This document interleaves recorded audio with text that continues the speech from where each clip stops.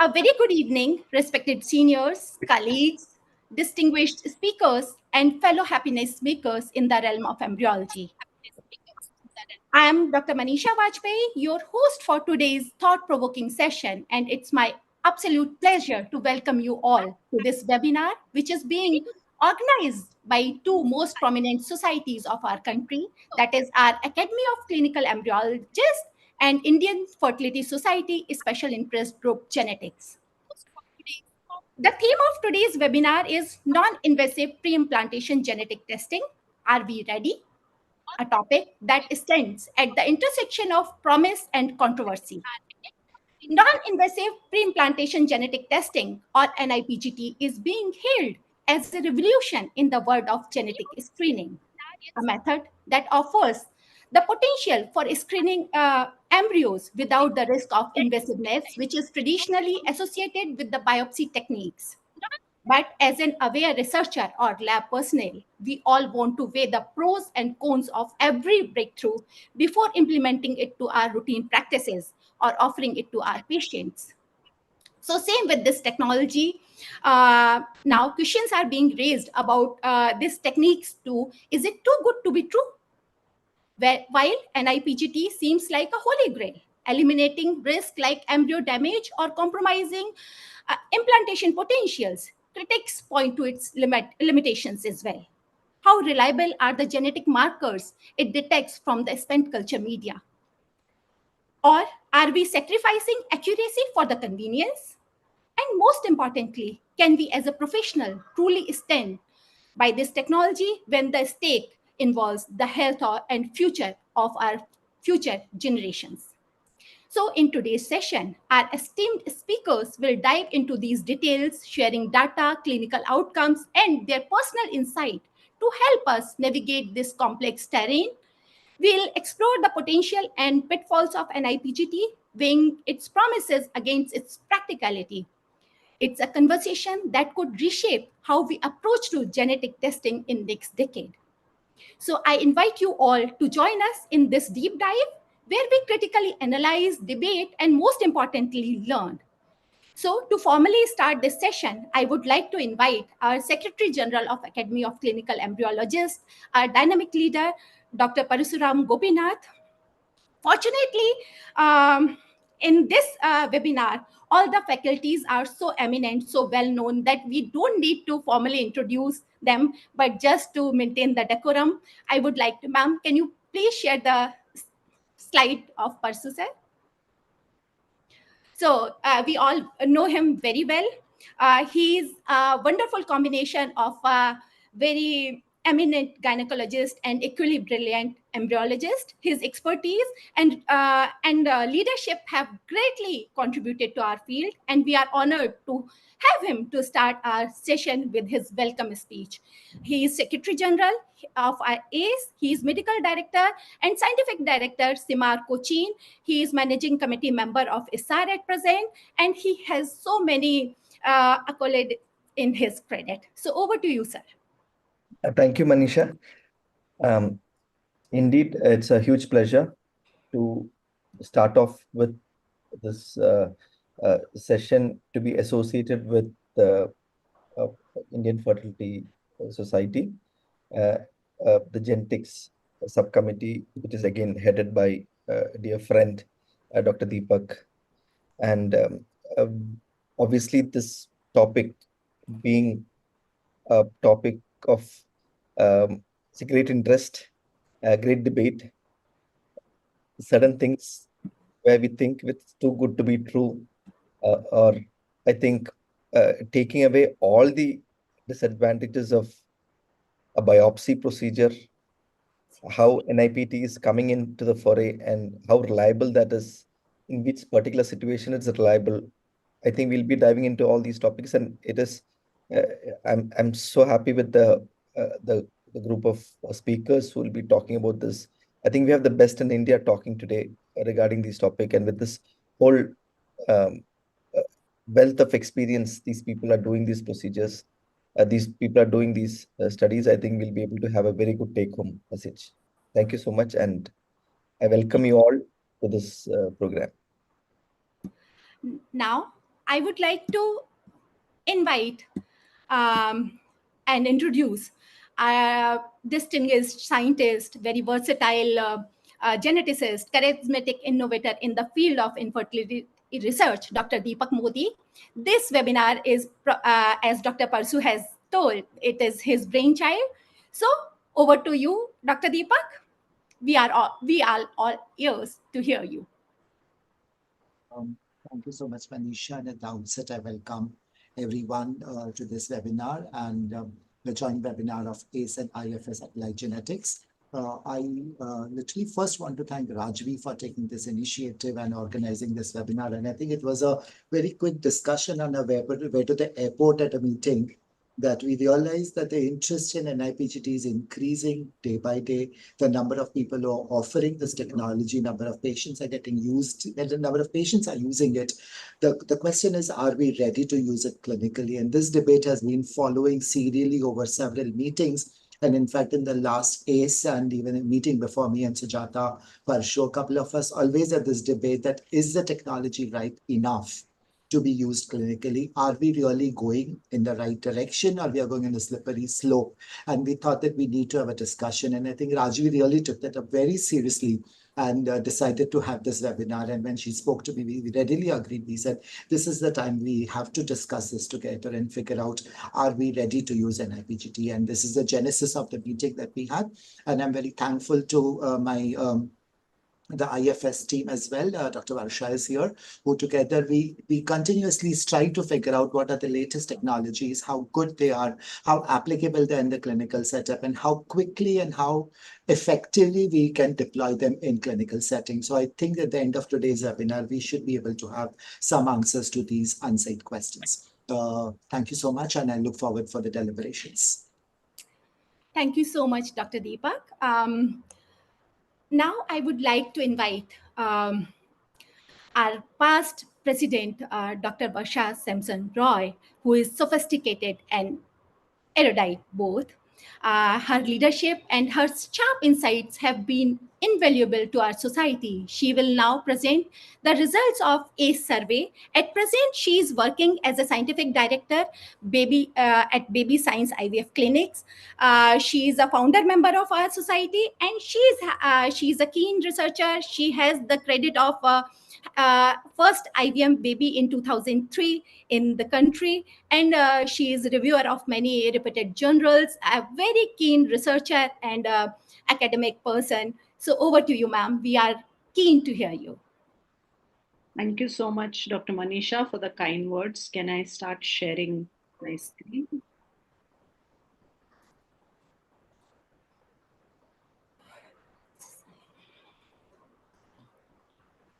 Is the screen visible to everyone? Yes. Okay, so good evening, everyone. And it is my immense pleasure to present this survey on behalf of ACE. This was a survey that was conducted by ACE very recently prior to the recent ACE annual conference. And I will just be presenting the data collected from this survey.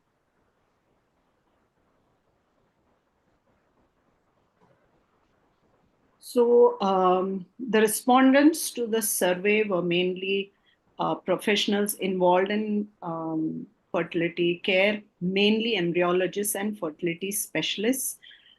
This survey collected diverse information from these respondents related to the type of PGT that they were performing in their setups, whether it was the invasive T biopsy or the non-invasive PGT, or some of them both.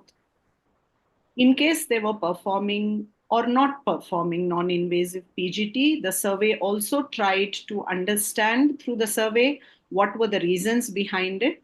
An important question of whether any concordance studies were done with trophectoderm biopsy in centers who were performing non-invasive PGT was an important question that was asked in the survey. An overall sentiment and thematic analysis of opinions of non-invasive PGT was derived post this survey. So we had 84 respondents, and majority of them were a part of a corporate chain of ART clinics, and a few of them were a part of private hospitals and a part of corporate hospitals. So these were the type of respondents. What was important was that 96% of these respondents were offering PGT in their setups. So this gives good validity to the outcomes of this survey.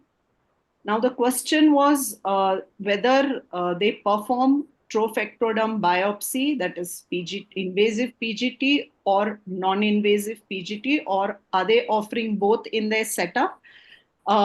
47% of the respondents said that they were performing only the invasive trophectoderm biopsy, whereas an equal percentage said that they offered both trophectoderm and non-invasive PGT. Less than 5% of the respondents actually were offering non-invasive PGT. We also wanted to understand whether the availability of a skilled embryologist was the reason behind they not non-availability was a reason behind they not offering non-invasive PGT. And out of these respondents, 93% of them did have an in-house embryologist who was trained and validated for biopsy. So when we try to analyze the reasons why certain clinics were offering non-invasive PGT, the major conclusion was that 45% of them responded that they were willing to offer, or they were offering non-invasive PGT only because of its non-invasiveness. A very few percent said that they offer it because of non-availability of a skilled embryologist or a validated embryologist, or due to non-availability of the equipment, basically the laser. So most of them who are offering non-invasive PGT were doing so because of its non-invasiveness. Now, in centers who were offering non-invasive PGT, we tried to understand if they had conducted any in-house studies to understand the concordance with trophectoderm biopsy. And 50% of the respondents stated that they did undertake some amount of concordance studies to understand the concordance between non-invasive and invasive PGT in their own setups, while 31% of them did not undertake any such concordance studies. And where did they avail of the genetic analysis? Majority, 98% of them were outsourcing their genetic their samples to an outsourced genetic lab and did not have an in-house genetic lab to conduct the genetic analysis of the samples. Now, important was also to understand the reasons for not offering non-invasive PGT, and 46% of them said that they did not offer non-invasive PGT because they believed the efficacy of the procedure is still not proven. 24% believed that there was no standardized platform which gives reliable results. Another 24 to 25% believed that reports are not satisfactory. Majorly, there was a higher incidence of mosaic being reported in non-invasive PGT. And 20% of them reported that there was no or poor concordance with trophectoderm biopsy reports. And these are major reasons why they were not offering non-invasive PGT. Now, for those centers that were offering non-invasive PGT, we also tried to understand the protocol, what they had to deal with those embryos that were reported aneuploid or mosaic by non-invasive PGT. And a glaring 50% said that they were discarding blastocysts based on the non-invasive PGT report. This was an alarming percentage for us. Another 22% were offering biopsy, that is the invasive trophectoderm biopsy, and 12% of the respondents said that we transfer these embryos, which were reported as aneuploid or even mosaic, through non-invasive PGT in case there were no euploid embryos. So this was how majority of them were dealing with reports of aneuploidy or mosaic embryos wherever non-invasive PGT was being offered. Now, the question of how they see the future of non-invasive PGT, 60% of them believed that the procedure needs more validation with conventional PGT following trophectoderm biopsy. Another 30% believe that the technology needs more improvement. An equal number, 19%, believe that in the next 2 years, non-invasive PGT will replace trophectoderm biopsy, and an equal number of 18% believed it will not replace trophectoderm biopsy in the next 2 years. So to conclude, the majority of our respondents were from corporate chain of ART clinics, and majority of them were offering a PGT option to the patient. Most of the clinics performed trophectoderm biopsy, while a very small number of the respondents were offering non-invasive PGT or both invasive and non-invasive. The reason for performing non-invasive PGT was purely its non-invasive nature. However, a significant number of clinics do not offer non-invasive PGT in the survey conducted. As far as concordance studies were concerned, about 50% of the clinics have studied the concordance of non-invasive PGT with PGT following trophectoderm biopsy. The common sentiment that came across through this survey was that majority of them felt a need for improvement and validation of the procedure, and the only advantage of non-invasive PGT seen here was its nature of being non-invasive. The concerns raised were, however, about the accuracy and reliability of non-invasive PGT compared to the traditional methods. So in a single line, the survey indicates a cautious optimism of the technology. Finally, I would like to thank Dr. Alex Varghese and Dr. Rajvi Mehta, who have helped me formulate this survey for ACE. We are extremely thankful to ACE for giving us this privilege to conduct this survey. And I'm extremely thankful to all those who took time off from their busy schedule to undertake this survey. Thank you so much. Thank you so much, ma'am, for such a detailed and well-planned survey, which is giving us so many insights about the current practices which are being how niPGT is being taken in our country. Now, session is open for the questions. If anybody wants to ask, they can raise their hands. We'll let them in. Or we can take up questions at the end of the session along with open forum. Rajvi ma'am, what is your opinion? Yeah, if somebody has any burning question, if not, we can proceed. There's no question so far. So far, because I have already declared, so probably people are joining. And on YouTube, they can share their questions. Yeah. Nothing so far. So we'll continue with our such thought-provoking discussions. So in this series, I would like to invite the next speaker, my dear friend, Dr. Paresh Makwana. Ma'am, can I have his? Yes, sir. So you were saying something? Dr. Paresh Makwana is past ECM member of ACE from 2022 to 2024. At present, he is IVF lab director at Nova Wings IVF Women's Hospital, Ahmedabad. He is expert in blastocyst biopsy and having 15 years of experience as clinical embryologist and 8 years of experience as IVF lab director at Wings IVF Women Hospital. And we can't have a better person talking about the pros of niPGT, a person who is himself expert of biopsy procedures.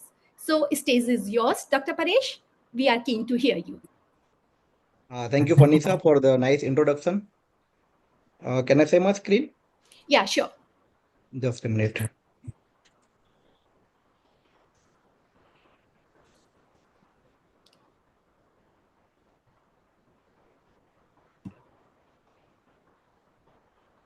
Yeah, we can see Visible?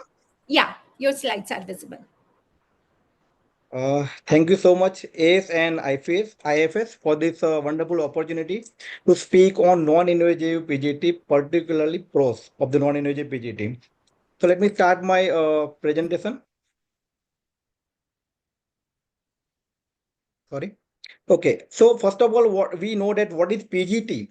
So PGT is a pre-implantation genetic testing. It's a multidisciplinary clinical applications for genetic technology and ART. As an embryologist, what we are doing, we are taking few cells from the embryos and sending to the genetic lab. After that, we end up with the euploidy status of the embryo and we transfer those embryos. In PGT, we are checking for the aneuploidy, monogenic defect, structural chromosome, that PGT-SR. There are two techniques for the PGT in embryology lab, like invasive PGT and non-invasive PGT. So if we are talking about the history of the PGT, it is not a new thing. We are doing since last more than 30 years.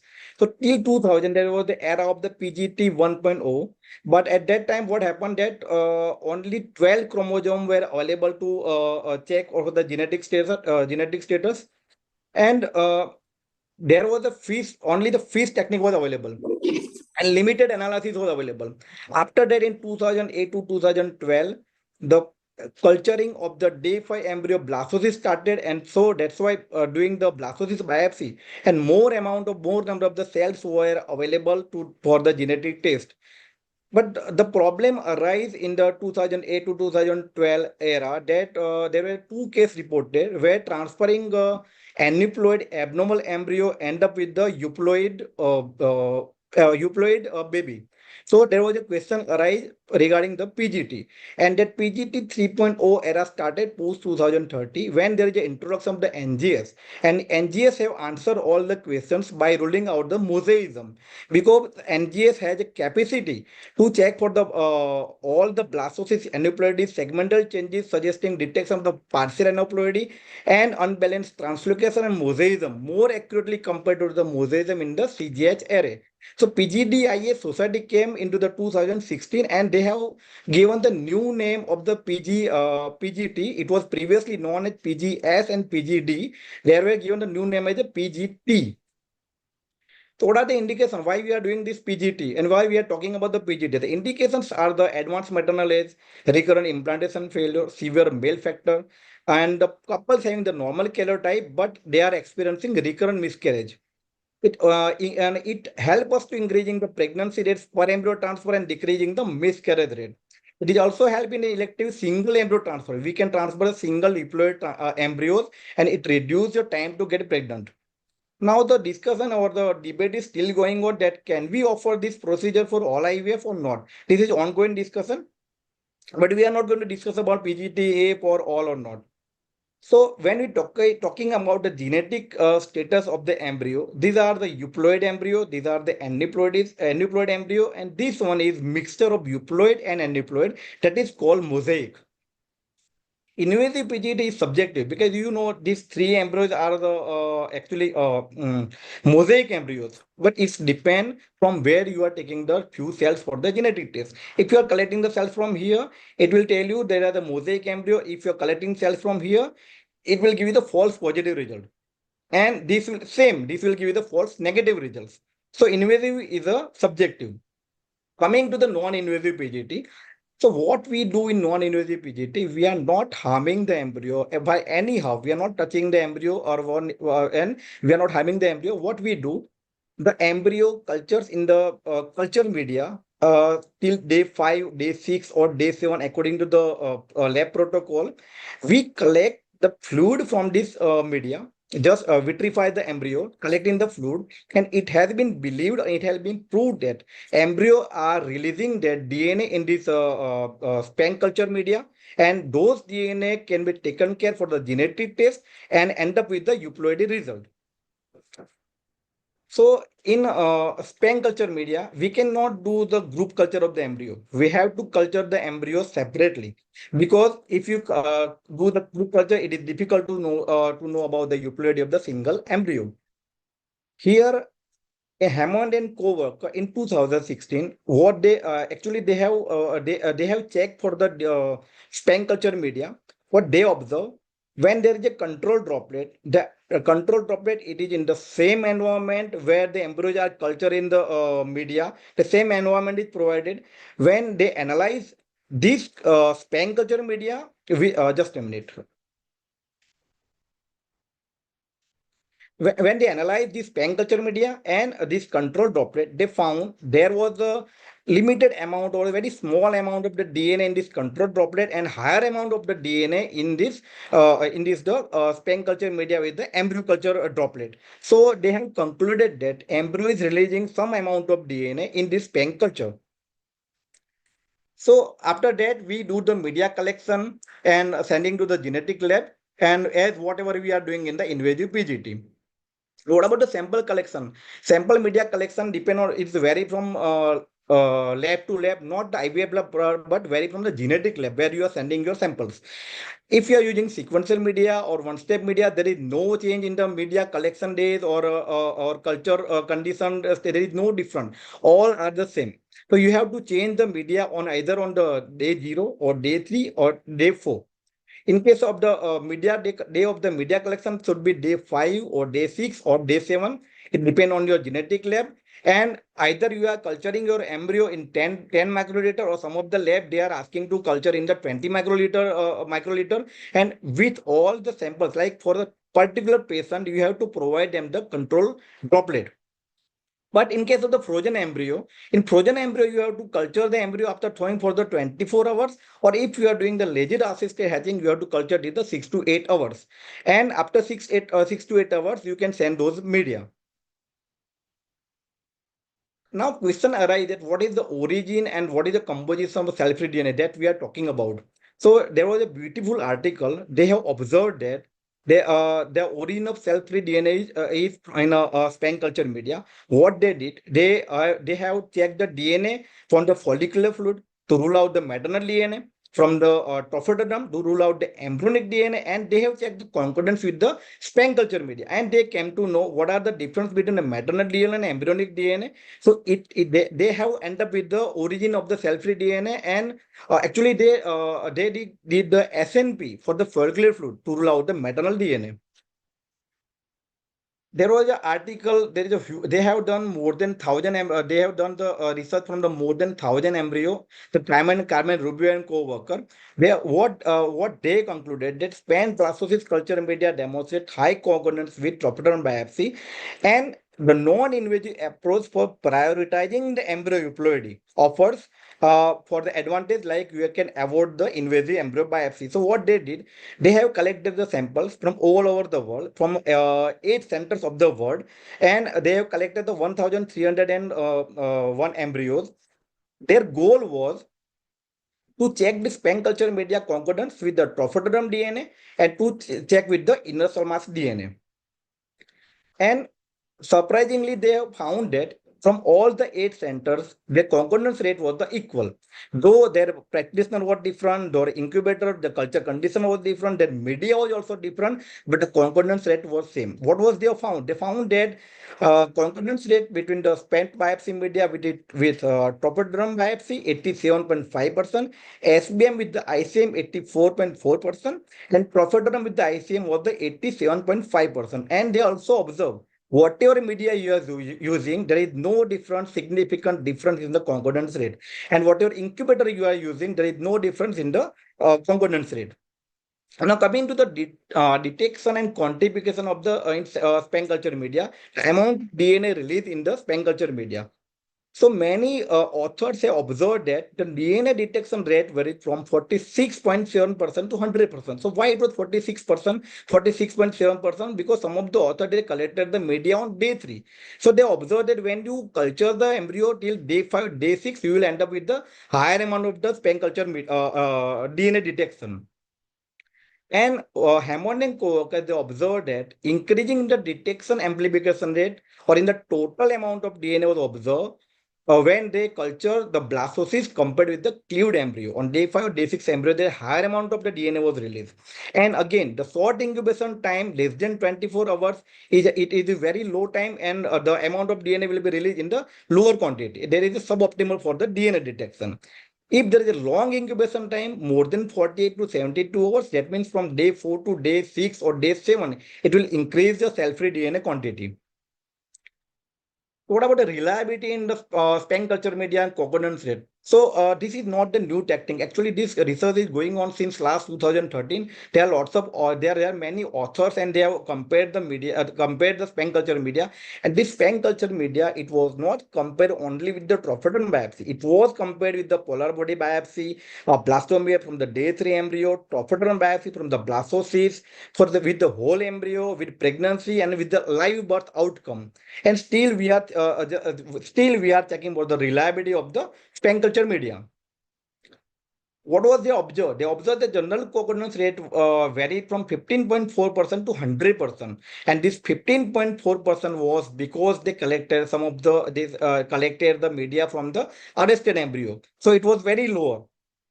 7 studies they reported the general concordance rate between span culture media and embryo and trophodon biopsy genetic analysis that range from 50 to 100%.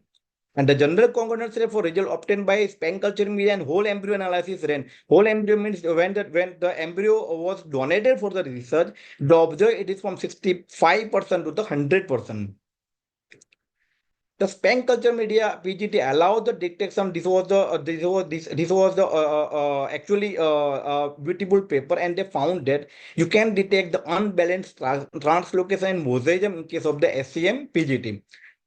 In 2015, the 5 healthy pregnancy and 6 live birth was reported.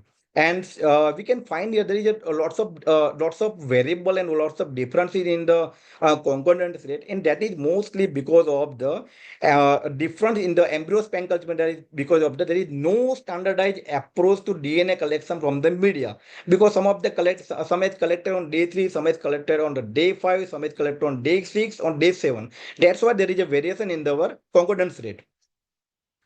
This was the article, and they have stated that niPGT is more reliable than trophodon biopsy. But actually the limitation with their protocol, what they did in this ICSI embryo, they did the trophodon, they take the trophodon biopsy. After trophodon biopsy, sending for the genetic lab, and the same embryo where the trophodon biopsy was taken were vitrified. After it was when it was donated, they have done the span culture media result. What they did, they have incubated for the 24 hours. And after that, 10 microgram media was collected, and they found that 93.8% concordance rate of the span culture media with the whole embryo ploidy. But the problem is they have taken from the vitrified embryo, and that vitrified embryo was also previously biopsied with the trophododon. In 2019, the woman less than 30 reported 27 normal births following the transfer of 50 embryos identified as a euploid by niPGT. And one of the articles in 2018, they found that when the combining niPGT with the blastocyst fluid, the concordance rate was higher than the PGT with the trophodon biopsy alone. There was an article, they observed that this niPGT, this non-invasive PGT, it can be helpful in the advanced meta-analysis. They have compared this the span culture media with the trophodon biopsy and with the only ICSI embryo. And they found that there were no significant difference in the clinical outcome between the NICS, that is non-invasive, and trophodon PGT group. And additionally, the cumulative pregnancy loss rate of the NICS and TPGT group were significantly lower than the ICSI group in advanced meta-analysis. So they have concluded that for elderly women at high risk of embryonic aneuploidy, NICS characterized by its safety and non-invasive nature may emerge as an alternative option for the PGT testing. What about the test sensitivity and precaution? As the test is designed to detect cell-free DNA, it is highly prone to contamination. And when we are talking about the contamination, the biggest problem of the contamination is the maternal cells, and that is because of the cumulus cells. And one more contamination from the IVF center personnel or lab personnel, it is also there in the invasive PGT, but non-invasive, particularly the maternal cells, is the main cause of the contamination. Rubio Cocker, they have observed that exchange of the culture media would decrease the rate of maternal contamination and the degradation of the embryonic DNA. So you can avoid this maternal contamination by removal of the cumulus cells and other cellular debris prior to culture. That means after ICSI, before ICSI, you have to denude, beautifully denude and remove each and every cumulus cells, and some of the titan cumulus cells, they are unable to relieve. You can again wash those embryo when you are shifting in the day 3 or day 4. Again, you can wash the embryo and you can remove those cumulus cells to avoid the maternal contamination. Always one embryo per culture droplet, and change the filter pipette tips between media droplet. You cannot collect two media droplet with a single tips, and you have to collect whole media of the cultured embryos. Now coming to the NPGS pros. Imagine this, and now imagine this. Now let me know if the efficiency and efficacy of the same thing, if both the procedure is same, what will you prefer? You're going with the invasive procedure or non-invasive procedure? And we know that diagnosis of this hepatic steatosis, when the non-invasive technique was not available, there was the invasive biopsy was available. But nowadays, nobody is preferring this invasive method, and we are moving towards the non-invasive method. And before the NIPT come, there was the invasive procedure to check the maternal DNA for the amniocentesis or chorionic villus biopsy, and for the indication for the use, it continued to expand till that, because we know that in USA it has been studied that till 2027 it is projected that this NIPT it will increase the revenue from $1,936 million in 2027.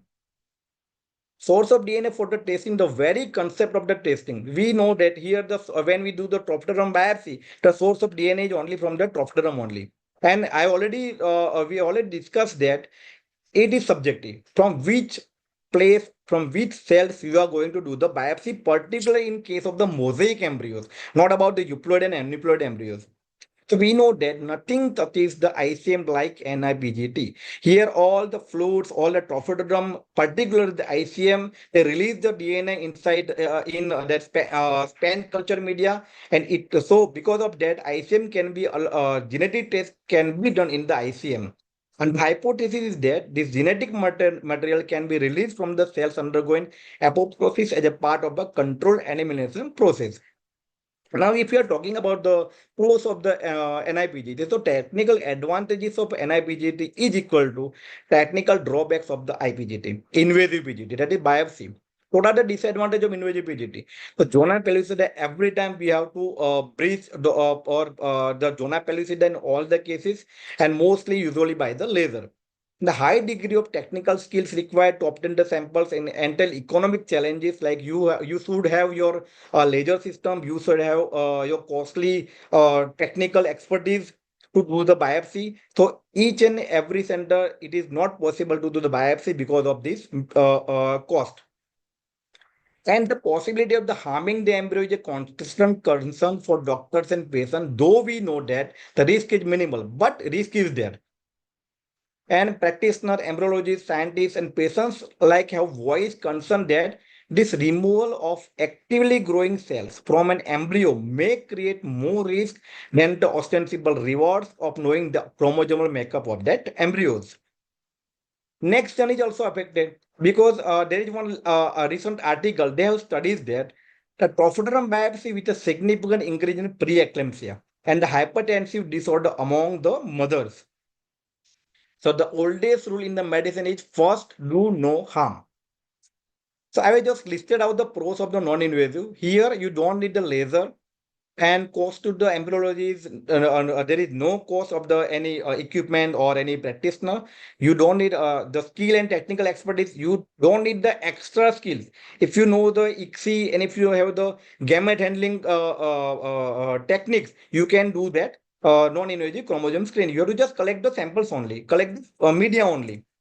And technical challenge is timing of the biopsy. It will not affect that. You don't need to come in the night or in the morning when the embryo start to hatch and you have to run towards the embryology. It is not there. Workflow in lab is not going to be disturbed because of that non-invasive PGS.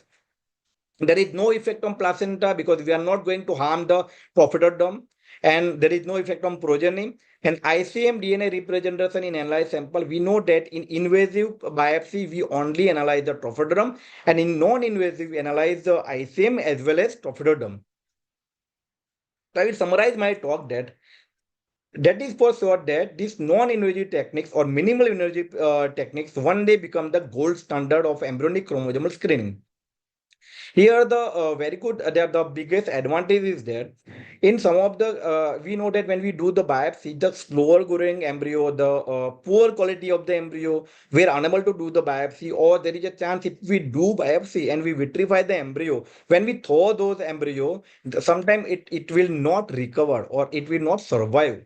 In this case, this is the best techniques because you can check the PG, you can check the genetics from the all type of the embryos here. And the benefit of the niPGT is there. If you don't have a laser system, if you don't have a practitioner, you can do it. So it can extend in the testing feasibility to a larger number of the clinics and increasing accessibility for a wider population of patients through reducing the cost. But before considering its clinical use, study using optimized procedures and larger sample size in different IVF centers should thoroughly investigate SCMPGT reliability.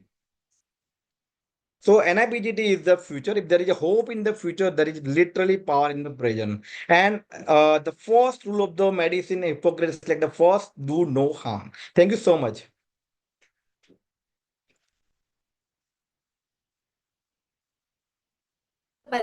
Thank you so much, Dr. Paresh. I was pretty sure that you will bring lot many practical insight to this topic, and it was really wonderful.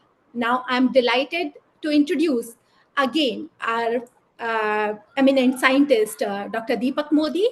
Now he'll be sharing his thoughts on the cones of niPGT. To formally introduce him, he is a scientist G at, ma'am, can you please help me with his slide?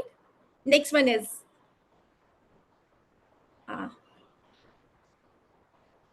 ma'am, I just wanted to, Dr. Deepak Modi, we all know him. He is scientist G and he is at ICMR Institute of National Institute of Reproductive Health and Child Reproductive and Child Health. He is heading Department of Molecular and Cellular Biology Laboratory. He is elected Fellow of National Academy of Science India, and he is ranked in Stanford Elsevier 2% scientist in the world in this year 2024. He is having almost more than 150 publications to his credit, and his main research interest area are understanding of mechanism in embryo implantation and placental development, genetics of sexual development and male infertility, and COVID-19 and reproduction. So we are keen to hear you, Dr. Deepak. Stage is all yours. You can start sharing your screen. Thank you so much, Manisha, for the kind introduction again. And it's my extreme pleasure to speak at this event. I hope my screen is shared and it's in the full screen mode. Yeah. Okay. Thank you so much. And thank you, Paresh, for actually making my life easy discussing about the advantages of non-invasive PGT and obviously laying the background for everyone to grasp it.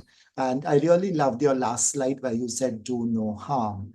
And the question now that I'm going to put forward to you is that by putting the advantages of non-invasive PGTA, and we are not doing harm to the embryos, but are we really doing good to the patients? And is the technology really doing any good, or is it still harmful, or is it ready for the clinical application is in general what we will discuss in the next few minutes.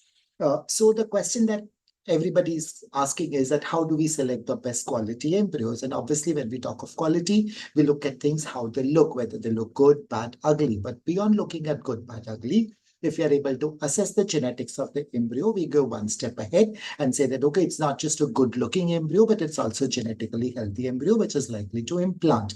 And as Paresh has very nicely shown that there are advantages of invasive PGTA, where you take a trophectoderm biopsy, test its genetic status, and if you put it in women with advanced maternal age and in indicated cases, there is a strong indication that there is an increase in pregnancy rates. However, as Paresh has very nicely pointed out, that there are several distinct disadvantages of invasive PGTA, because here you're doing a biopsy, whereas in a non-invasive PGTA, the perceived advantages, you're not doing any harm to the embryos. You're doing very minimal intervention because you're only taking the culture fluid around. There are no biopsy procedure related concerns, and therefore it can be used easily in a resource constrained setting. It may better reflect the T status, as what Paresh has nicely said, that, okay, in the trophectoderm, you are, in the biopsy PGTA, you're only looking at trophectoderm, whereas here you are also likely to look at the inner cell mass, and it can be applied to even poor quality blastocysts, which are not biopsyable. What I'm going to do in the next few slides is tell you that why these perceived advantages are not necessarily the advantages. So the first challenge of there's three major challenges in niPGT. Number one is, what is the source of cell-free DNA? When me and Rajvi meet, this is a persistent question we keep asking each other, that has anybody really shown that this entire cell-free DNA which is coming is only from the embryos? Number one. How well does it reflect the ploidy status? It's a concordancy, which is the gold standard, that how well is it reflecting the ploidy status of the embryo? And one of the challenge is need of extended embryo culture. And I'll show you data that why these three are the major sources of concern, and they make niPGTA as a biggest disadvantage.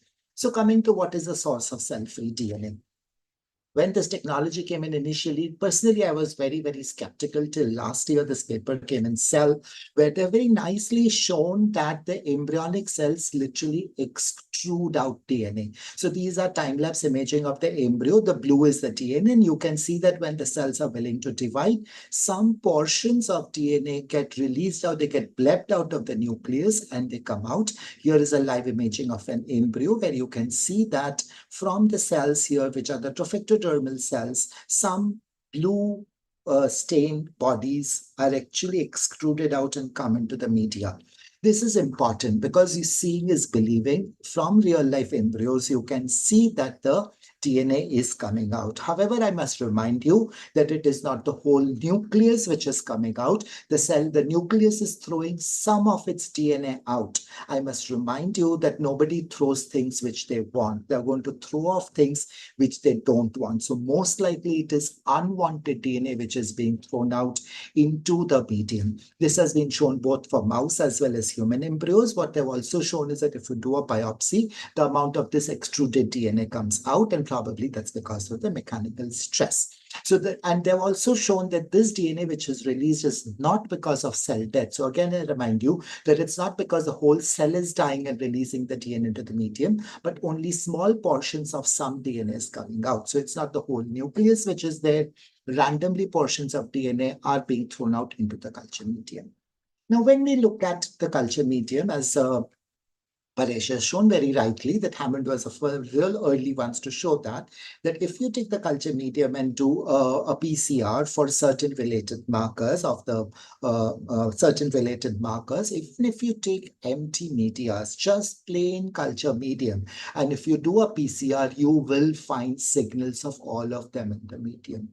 What is the source of this DNA? Now, obviously, if you incubate it with the embryos, the amount of this DNA increases significantly. But again, as seen here, it is not all the markers. So for example, RNSP is autosomal marker, TSPY is a Y chromosome marker, and you see that their levels are very similar in both control and empty medias as well as embryo containing medias. Some of the markers do significantly increase, implying that cells are not throwing all the DNA very uniformly. It is selectively throwing out some DNA. What is the selection mechanism? We don't know.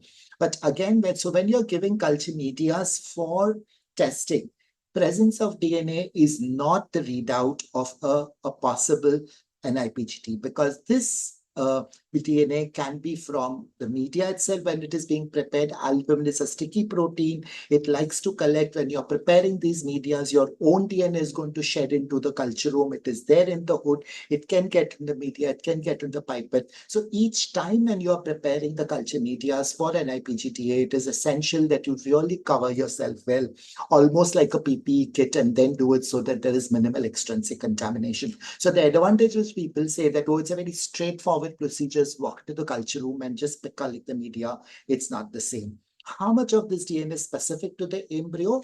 Again, they have looked at Y chromosome markers in this male control cohort, in the media controls, and the spent media. You can see the media controls also have the Y chromosome DNA. So just because you tell me that I did see Y chromosome DNA and the embryo was a male, that means that it is embryonic DNA. No, you are going to see Y chromosome markers in the culture media just without the embryo. Of course, the quantities increase, so it's relative. And I'm not sure whether the companies which offer these countings do consider these background signals to eliminate it. So what is the source of cell-free DNA? Definitely it is the embryo, but there is also extrinsic DNA. So it's a mixed DNA which is there. And therefore, it is not surprising that the rates of mosaicisms observed in niPGT-A is way higher than the rates observed for non-invasive PGT-A. The question is, why are the embryos even extruding this DNA? Is it unwanted extra DNA, or is it extruding this DNA to maintain ploidy? That means if you're throwing out DNA to maintain ploidy, then how right are we to look at the dustbin, the media, and say that, okay, this is euploid or aneuploid? Then there is already some DNA in the media. We don't know what is the source. Is it going to interfere with interpretation? And are our NGS and niPGT tools, which are using NGS, equipped to exclude this background source? And I must tell you, as an experienced person, we do not really do such subtractions. We only use the actual values which come from the spent media. So there are no subtraction tools as of now. And therefore, it is important to remember that any readout that is going to come in your sample is going to come as a consequence of the cell-free DNA, which is already present in the blank media, which is also coming from the leftover granulosa cells, and some from the embryo.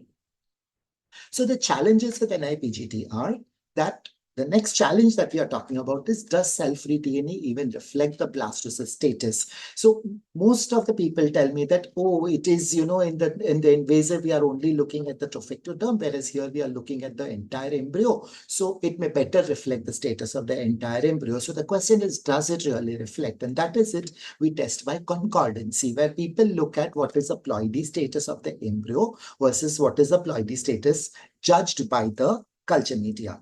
And in the early days, which we can see from 2015, 2016 papers have shown the ploidy, the concordancy rates were as low as 3% to somebody reported 85%. It was only after 2018-19 that the procedures became a little more standardized and the concordancy rates shot above 50%.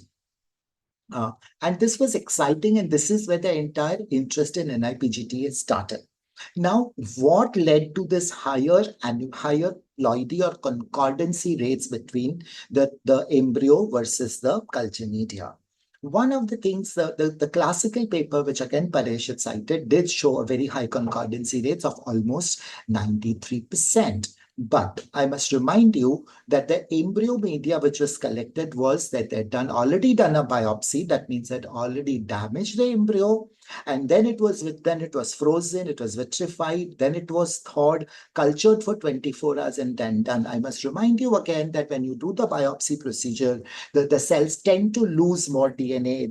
There's excess of DNA already coming out post-biopsy procedures. So the concordancy rates are going to be high. But remember, this is not going to be the clinically relevant protocol. At the clinic, you're not going to do this biopsy first and then do an niPGT-A, implying that the concordancy rates reported by these studies cannot be relied upon. So the existing protocol for niPGT is you do the ICSI, then on day 5, day 6, you do the single droplet cultures, collect the culture media, and send it for niPGT testing. Now, using this procedure, we're using the standard trophectoderm biopsy as the gold standard. Again, Paresh cited this example. where they showed that there is no significant difference in concordancy. But remember, devil is in the details. Look at the values from center 1 to center 8. The concordancy, overall concordancy rate is 78%, which is highest is in one center, which is around 86%, but there is a 10% difference, as 75%, even 72% concordance in some center. Now, this may not be statistically significant, but center to center variation is as different as about 12%, which is huge. And if we look at the sensitivities and specificities, they are not up to the mark for any stretch of imagination. These are not up to the mark for any diagnostic test. So I must remind you that the concordancy rates may be about the flip of a coin, more than 50%, but it is not ready as a diagnostic test. And then people have done systematic reviews where more than 2,000, where data from more than 2,300 embryonic samples is available. They report a sensitivity and specificity of 84% and 85%, which sounds fantastic because anything that crosses 75%, we all love it. But this is a confirmation bias. If I convert this 80% concordancy of a niPGT, it means that 1 in every 5 embryos is going to be misdiagnosed. So you're incorrectly diagnosing 1 in every 5 embryos. This is a number. When a patient has only 5 blastocysts, you are misdiagnosing 1. That means you're only correctly diagnosing 4. And in IVF, we know that each blastocyst matter. So you're likely to throw away more blastocysts, which because of the misdiagnosis, and the misdiagnosis can happen in both the directions. It could be a euploid diagnosis, aneuploid, and an aneuploid diagnosis, euploid. And both it's a problem because aneuploid diagnosis, euploid, you transfer it, you may get aneuploid pregnancy. Vice versa, euploid diagnosis, aneuploid, as Varsha said, that people are throwing away such embryos. 1 in every 5th embryo is thrown away just because the technology has a good rate of misdiagnosis. So don't think 80% is a high rate of concordancy. It's not acceptable rate of concordancy. We need better. We need to cross 90%, and only then we can use it for a systematic use. Now, the next, as a geneticist, what do we define as concordancies? As a geneticist, I define concordancy as identical twins, 100% identity between the two individuals, whereas fraternal twins, like 2 embryos implanting separately, they only share half the genes and therefore they're not 100% identical. So when we say concordancy, 100% concordancy, to me as a geneticist, using a genetic test has to be genetic concordancy. But when we look at the data from different studies, different people have defined concordancy as different things. Some people define chromosome level concordancy.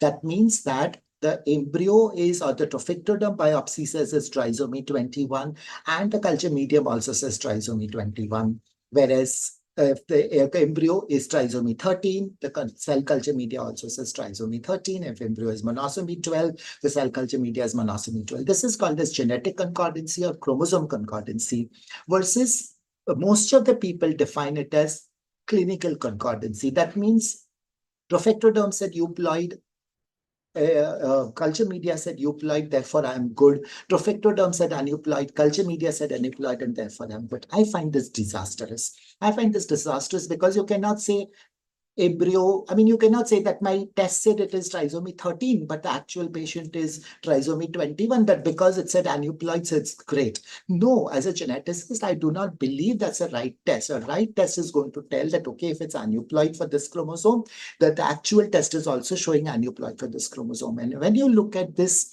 clinical concordancy versus diagnostic or chromosomal ploidy concordancy, the results really blew my mind off. This was published last year in RBM Online. And you can see that if you look at chromosomal ploidy concordancy, that means trisomy 21 to trisomy 21, trisomy 18 to trisomy 18, monosomy 1 to monosomy 1, the concordancy is nothing more than a flip of a coin, 58% with the inner cell mass and 61% with the residual blastocyst that needs a whole embryo. This is pathetic. Nothing can be so, no diagnostic test can be so bad. And the false positive rate is 50%. That means half of your diagnoses are incorrect. Yes, when you make it to a clinical concordancy saying aneuploid euploid, then it is 83 and 71%. But again, here, if you look at it, the sex concordancy, it's only 92 and 91%. I mean, you can't go in sex. You can't say a male as a female and a female as a male. And even then, 10% of times you're going wrong. That means in 1 in 10 times, the test is truly misdiagnosing what the actual status of the embryo is. So according to me, the real red flag is the true concordancy, same as a flip of a coin. Now, the question is, what should be the gold standard? Should we worry about clinical concordancy? I mean, are we happy with it? That I don't care whatever the test is, as far as the test is telling me aneuploid, then I don't think we should even discuss about it. But if we have to really worry, we should worry about the actual genetic or the ploidy concordancy. And then again, the question is, should we use whole embryo as a gold standard? Should we use as ICM, or should we use trophectoderm? Again, I must remind you that most studies, including systematic reviews, have included studies to show concordancies only using the trophectoderm biopsy. Nobody's ever looked at the ICM in a very true sense. The large numbers of ICMs or the whole embryos are not seen. The numbers of studies done are very, very few to really reach the conclusion that is it truly concordant. And then this paper has come, which is very recent. I forgot to mention the date, but it is somewhere last month in Frontiers in Endocrinology. And they showed that the concordancy range can change by the numbers of washings that you do for your embryos. So here they've compared 3 times washing versus 10 times washing. And when they did 3 times washing, the concordancy rate was 43%. When they did 10 times washing, the concordancy rate was 73%. I mean, if you have to wash the embryos for 10 times, I'm imagining where is this stress to the embryo gone? Washing it and changing the media over 10 times, I don't think that it is any less invasive than really doing the biopsy. I think probably doing the biopsy would be way faster. Yes, I understand the cutting or removing some cells might have some issues, but if we look at this, the procedure essentially means that these procedures are not very well standardized. People currently are using only 3 washings as the gold standard. We don't know whether these 3 washings are even sufficient enough. And finally, the need for extended embryo cultures. Because currently, most laboratories demand that you use day 6 or day 7 embryos, and people do claim that they can do day 5 embryos self-retain and give you reports. It's a vicious circle because the companies are offering, people are using, people are demanding, therefore companies are offering. But I will show you results now, how good or bad the day 5, day 6 and day 7 protocols perform. So here is this beautiful study again by Rubio's group, which was published in May 2024, where they've compared day 5 short incubation, so 8 hours of in the culture for day 5 long, that is 24 hours from day 5 to the next day, day 6, and day 6 morning short for 8 hours culture. And they've compared non-PGTA as well as biopsy cycles. And here are the results. I must again remind you that they've used only A and B grade embryos according to the Gardner's scoring criteria. That means they were all very, very high quality embryos.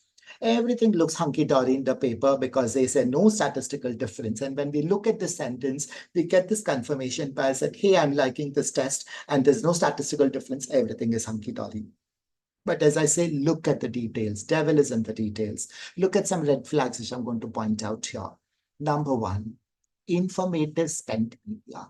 It's only 40%. So if you do your day 5 cultures and give only 40% of your actual samples will give you the results, there is 60% of times you will get failure.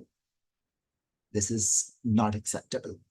Again, day 5 short, day 5 long, and day 6 short. If you look at the informative data in the non-PGTA cycle as well, non-biopsy cycles also, it's 50%. So that means day 5 is not really performing very well. You need to do extended cultures up to day 6 or perhaps even day 7. Concordancies. When we look at concordancies, day 5 concordancies are 85%. Day 5 long protocol is 85%. Only when you go to day 6, it's shooting up to 94%.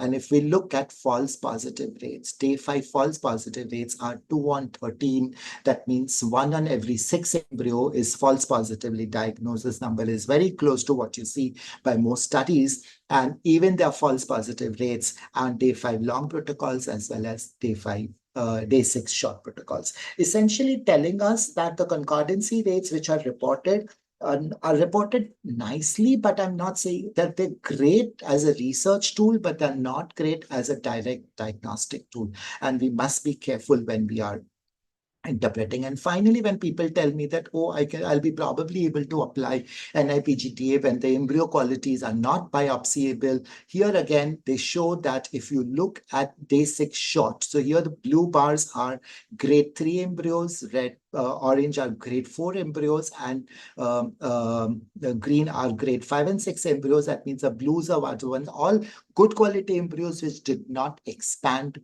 appropriately. And even when the embryos are not expanding appropriately, your concordancy rates are falling significantly. Although these are not statistically significant, but even a 10% difference means every 1 in 10 embryos is going to get a poor outcome, implying that doing niPGT in poor quality, low grade embryos may actually not be a reality. We are not yet there to apply it for a clinical setup. So I agree that as compared to invasive PGT, niPGT has no harm to embryos.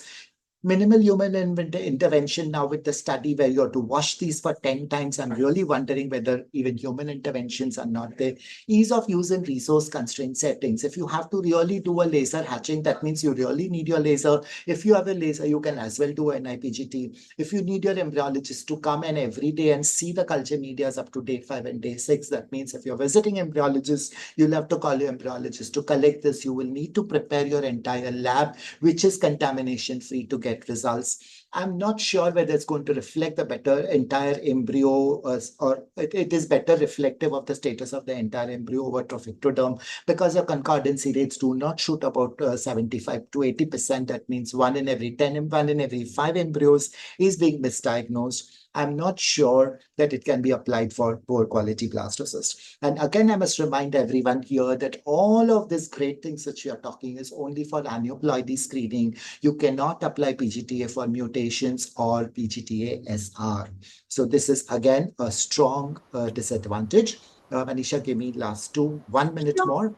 Go ahead, Dr. Deep. Just the take-home message is that embryonic cells do release DNA in the stem culture medium, but the ploidy concordancy varies from 60 to 90%. There's no definition of concordancy. We are only talking about clinical concordancy. We are yet not talking about genetic concordancy. And as a geneticist, I do not feel that is right.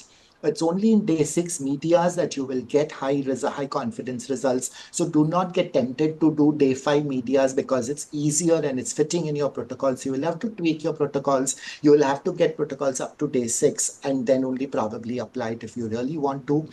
We really don't know what are the appropriate medias, what are the appropriate timings and protocols. We need to define it as a part of the country. We do not know what are the laboratory and clinical guidelines. As a country, I've been talking about this for a while now, that if we want to apply niPGT in a clinical setup, we need to set up guidelines. And it is a responsibility of societies like us who will set up these guidelines so that we do this business in a fairly better manner. And again, I must remind everyone, it is only for aneuploidy screening. It's not ready for mutations or translocations. So are we ready for clinically applying niPGTA? I am at the glass half empty. Paresh is at the level of glass half full. We are at the brink of both. Let's do this very, very appropriately. Let's not get to the slippery slope where I don't want to see this technology dying because we misused it or we used it too early when it was not ready for a clinical setting. So if you are a user of this, please ask your laboratory, because I see that 90% of the users in the country use niPGTA at external laboratory. Please ask them what is the concordancy rate, how many euploid embryos did you establish the concordancy. We don't have these numbers from India. How many centers did independently contribute? Your genetic lab will say that, oh, we have a concordancy rate of 90%, but how many embryos, how many centers? Was there any center specific change? What was the gold standard? Are you comparing against trophectoderm? If you're comparing against trophectoderm, then the whole business of saying it reflects same of the whole embryo is lost. We are not really comparing apples to apples. Is it clinical concordancy or ploidy concordancy? What are the rates of no amplification? How are you extruding extrinsic DNA contamination? Because it's going to vary from droplet to droplet. And finally, who pays for the negative control test, which you need to do for every patient every dish that you prepare. So thank you so much, and I'll be happy to take questions. Over to you, Manisha. Thank you so much, Dr. Deepak. It was really, really wonderful, uh, very insightful and brainstorming presentation as always. We would like to take up few questions here. Dr. Paresh, are you there? So I'll start with you, Dr. Deepak, by that time. Dr. Meenal Bhaskar wanted to ask if any patient has known gene variant defect, then which one is preferable, invasive or non-invasive? Invasive, no, Obvious. no compromise. What about you, Dr. Paresh? What would you suggest? Shall I repeat Parisha that? mutant. Parisha mutant. Invasive, invasive. Invasive. So the next question is specifically for Paresh. Dr. Varsha ma'am wants to know incidences of no diagnosis in niPGT. As per our experience, we have observed that around 3 to 4% no DNA result. No DNA, just 3 to 4%. 3 to 4%. Okay. Thank you. Thank you so much. Dr. Deepak, when I was listening to your talk, I was thinking about the days 2 years back when I wanted to implement niPGT in my lab. And when I was approaching to different diagnostic labs, they were saying concordance rate of 50%, whereas in Western world, they were claiming 80 to 90%, and people were happily using them. So there are so many things I really wanted to ask you. And first of all, I really wanted to congratulate you or thank you for making us understand what is actual concordance is, but we are equally confused too. How to go ahead, what should be our approach? So we'll be discussing all these things in our open forum with you two. And again, thank you so much, Dr. Deepak, Dr. Paresh. Please be with us. Now we are moving to the next segment of this session. Now, I would like to invite my dear friend and colleague, Nisha Chimote, who is known for his wonderful oratory skills and his ability to transform any scientific stage into an engaging experience. He'll be moderating today's session, Open House on niPGT. It is a very straightforward session to do and not to do. Joining Nishad on this panel are the eminent dignitaries of the field. First, I would like to welcome Dr. Sujata Ramkrishnan, our beloved president of ACE, a very graceful and highly knowledgeable senior in the field whose insights have greatly influenced our understanding and practices. We all know Dr. Sujata ma'am is heading embryology, Nova IVF Fertility Chennai. She is having more than 25 years of practical hands-on experience in clinical embryology, apart from many laurels into her credits. Next is our ever smiling Vice President of ACE, Dr. Gaurav Majumdar, a calm and incisive thinker, um, recognized for providing clear and impactful perspective that cut through the complexity. Dr. Majumdar presently working as a Chief Clinical Embryologist at the Center of IVF and Human Reproduction, Sir Gangaram Hospital, New Delhi, and he is having more than 20 years of working experience in ART. The third one in the group is Dr. Priya Kannan, our fierce past president, renowned for her sharp and straightforward opinions. She brings a refreshing honesty to our discussions. So together, they all form an exceptional panel ready to explore today's topic with depth and expertise. We all are so keen to hear you. So Nishad, stage is all yours, and we are really, really keen to hear all that Right. discussion. Thanks, Manisha, for a wonderful introduction and saving my time for having such eminent experience for an absolutely beautiful panel. To that panel, I would also like to add Dr. Deepak Modi and Dr. Paresh Makwana. I would like your opinions here, and then we'll move on. So we are talking about niPGT, and well, having such distinguished friends, colleagues, and embryologists here for this panel is really wonderful. I'm Nusrat Chimote. I'll be moderating this open forum, slightly different from a normal panel discussion here. And it's about non-invasive pre-implantation genetic testing, or niPGT. To do or not to do? Well, that is the question here. So I will be discussing this in particularly in the Indian scenario, what we have to go through. So as the field of reproductive medicine has evolved, niPGT emerges as a promising alternative to traditional PGT, leveraging cell-free DNA from embryo culture media to provide genetic insight. I think that has been wonderfully explained by both our previous speakers. And this technology is gaining traction globally, presents unique opportunities and challenges, especially in context of Indian diverse genetic pool, healthcare infrastructure, and the economic consideration. We cannot forget that. So today we'll be exploring whether niPGT can truly be a game changer for Indian IVF centers, and if it remains a technology that still needs more refinement, validation, and contextual adaptation. Let's delve into these intricacies and through rigorous debates and discussions, determine if niPGT is still can be implemented or still if caution needs to be our ally here. So with that, I like to play a small clip and then we'll begin.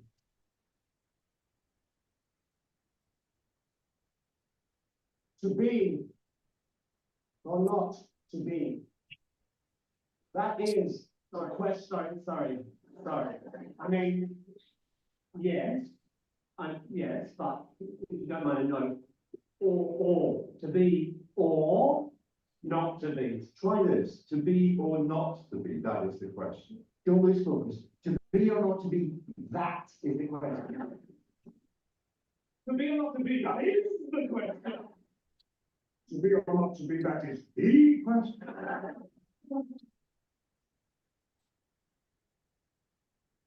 To be or not to be.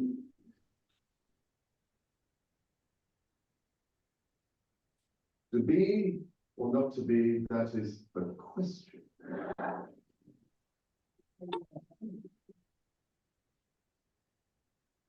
So, right. With that, I'd like to ask my panelist here. Well, you saw this clipping, and this is after hearing to Paresh and Deepak, and obviously to you guys. This is what is going on into my mind. What is the question? How to delve with it? What is the situation? And with whether niPGT is going to work or not. Let us talk about that. I would like to start with Sujata ma'am here. Well, the Indian scenario about just heard about concordance. So how does the accuracy and concordance rate of niPGT in Indian IVF clinics compare with global statistics? I would like to know your view on that.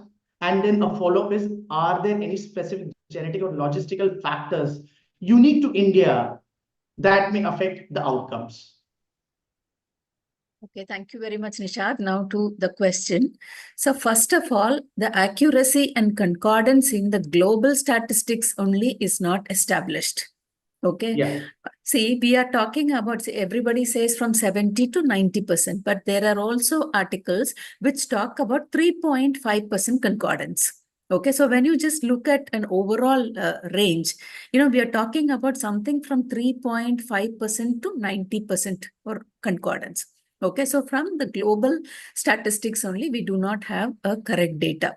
Now, in Indian data, we actually, we have mostly anecdotal references. We do not have any,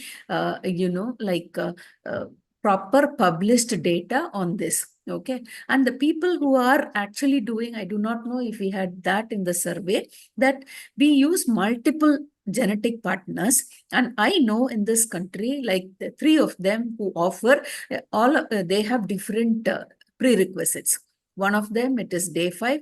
For one of them, it is day 6. For one of them, it's a combination of day 5 and day 6. So, what we are actually, so even if these 50% people who are doing it, we cannot get a proper data from them because they're all doing it in a different way. There is no standardized protocol for it. And I know some of the clinics actually do it together where they just take the spent media and they also include blastocell fluid. So with this scenario, I think it will be very, very difficult to comment on the accuracy. Now, as you had rightly asked here, definitely, India is several countries in a country, so there are a lot of genetic pool differences. amongst us.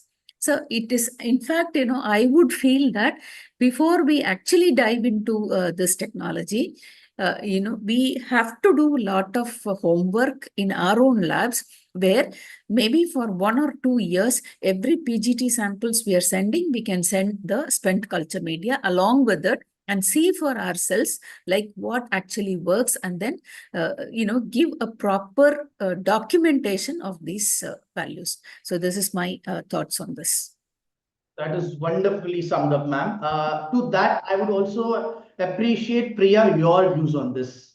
What is your view about accuracy? And after that, I'll have one word with Deepak on that. No, don't leave me out. I'm also there. Oh, yeah. I've got a different question for you, but yes, Gaurav, We've please. already heard Deepak for 20 minutes. Now give us a chance. Please, Gaurav, you take this stand. Please go ahead. Yeah, can I have 2 cents here, please? Yeah, so in terms of whatever be the specific genetic or logistical issues unique to India that made, I mean, I think as Sujata has said, there has been so much of the range in which we see the concordance in the publication is mind-boggling. From 3.5, some say even 0 to 40%. Some say, like, from when they checked, it was all metal contamination. So it's quite mind-boggling. And what is presented to us is quite, the companies come and say, we have 85% and 90% and all that stuff. But then it's quite uh, scary to say, okay, you have this, and then based on that, if I go ahead and tell a patient that I'm not going to use the embryo and they come back, it's different. In that case, I think I'm not sure if there can be any specific thing to only to India. I think as a technique by itself, we are unsure of what we are testing, and how much of whatever we are testing is like the right thing to be tested. As Deepak was showing, what is extruded is not something, we are not sure of what we are looking at. So I think it is not just specific to India. On the whole, I think this technique needs to be looked at, and I think Sujata gave a very excellent idea of how to validate this. I don't know how much it is possible, but it should be possible. But who will run these tests? That's another thing. But it can be put as a project to do it. But yeah, it's not just in India. All over, we are having trouble using this. Agreed. Gaurav, what is your say on that? So we did this exactly. It was surprising when one of the major players in India who's offering niPGS, actually, when they approached us offering niPGS, we asked them that what are your concordance rates? And then they gave us some figure, and then I asked them whether these concordance rates were actually concordance between actual trophectoderm biopsies and the spent media. And they said no, it was between controls. So first surprising thing that I thought was that these guys are offering niPGT in India without having any data of concordance with trophectoderm biopsies, with invasive trophectoderm biopsies. So I said that that's ridiculous. How can you even offer it? So then they said that, okay, why don't we do a concordance study with you? I said, okay. So every invasive biopsy that we take for 30, subsequent embryos, we'll send you the spent media also. And they said, we will analyze it for you for free. And we did this exercise and we got a concordance rate of 30%. Oh my goodness. So this was between actual trophectoderm, PGTA results, invasive biopsies versus their analysis. So that was a shocker for them. Yeah. So then they said that, okay, this is, between embryo to embryo. Let's do it chromosome to chromosome. Right, exactly what Deepak was mentioning, that minus 13 and minus 21 in their books is concordant, right? Whereas if you look at it, that this is genetically, this is discordant. One embryo with one test is getting a result of monosomy or trisomy 21, whereas the other fellow with the other technology is showing the same embryo to be trisomy 13. So in their books, they are saying both embryos are aneuploid, but at a genetic level, this is absolute discordance, right? Because how can you read a trisomy 21 as trisomy 13, which means there's something majorly wrong. So this was very surprising, and they had no answers. And so then they urged us to keep doing this exercise. But we said that no, this is, another thing. So Deepak's presentation, I congratulate him on this fantastic presentation, because it was an eye opener. Also, everything that I have been thinking in my head for so long, he literally brought it on paper with evidence. So I really congratulate you, Deepak, for your presentation. Another thing that you said was the source of the cell-free DNA. One thing we noticed with all the reporting which was done was incredible number of mosaic chromosomes were reported. And I said that we've been doing PGTA for more than 10 years now. I have never seen such reporting in my life with invasive trophectoderm biopsy. So now what special are you guys doing with niPGS that every single embryo is having at least mosaicism reported in 8 to 10 different chromosomes?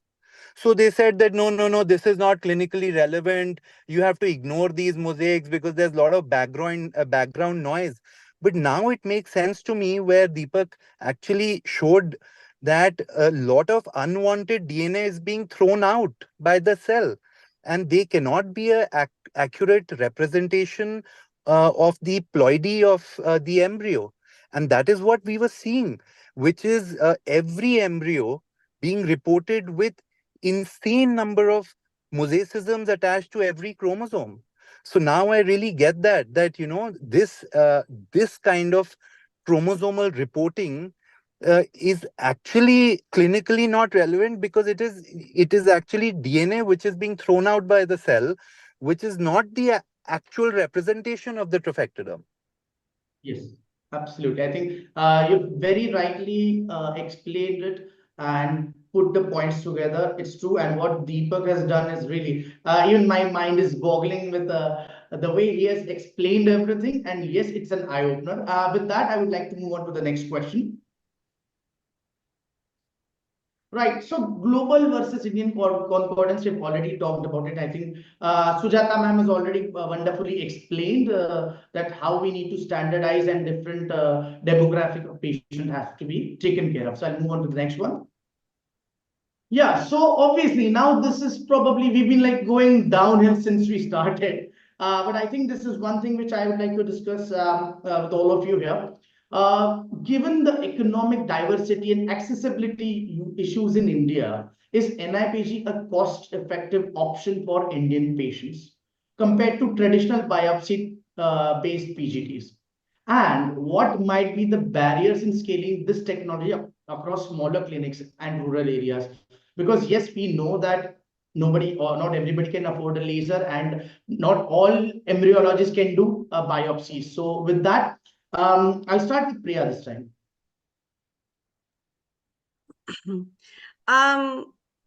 See, I think I'm not sure. See, as the survey was very evident, many don't go ahead for the biopsy because of lack of embryologists, trained embryologists. That was a major deterrent, which means to train people on that is one thing. And then to have the logistical issues in our country, like, when my biopsy sample is ready, let's say it's like 400 kilometers down south of Chennai. Somebody has to come and pick it up on that day or the next day. And then it has to be transported in that particular condition to wherever, and it has to be timed and all that stuff. And especially given the fact that most of the centers still continue to do still has got batching is the norm. In 2-3 days they have a bulk of cases. So I'm not sure with this how the logistics could also be one of the issues in terms of trophectoderm biopsy. But having said that, when as Paresh did present this in one of his slides, if at all at some point of time non-invasive PGT becomes more robust and we know what we are testing, what exactly we are testing in our thing, and it can be made more reliable, then probably, and it could be less cost as well, because as we know, this does not involve the laser, nor the pipettes, nor the the trained embryologist. It becomes cost effective. If that becomes the case, NIPGT could be a cost effective, reliable option for our country. But until then, even though the cost is less, even now it doesn't cost much, but then reliability comes into the picture. Reliability is the top most important aspect that we need to look at before we look at a cost effective option.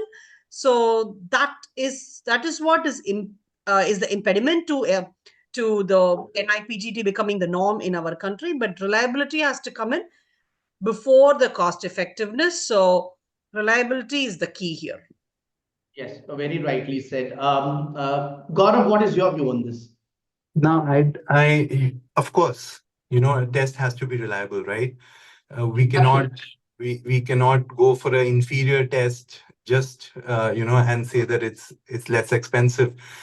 But it's funny that even for NIPGT, the conditions which are demanded are so stringent that it is very difficult to actually qualify, to perform NIPGT. Like what Deepak said, that for to attain a high concordance, they have suggested that the embryo be washed 10 times.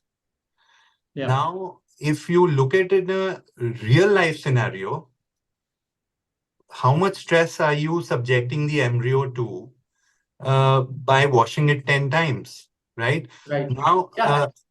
interestingly, when Igenomics, they brought in their NIPGT protocol.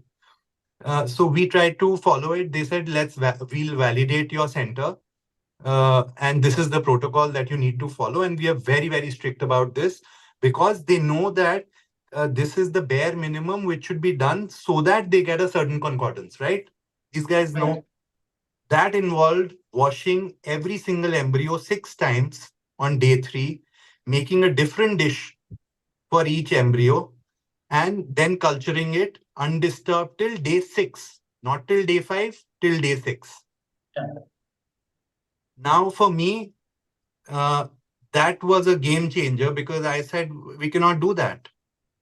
You keep all your theory of NIPGT and all the theoretical advantages on the side, but this is something which we are not willing to do at all. Right.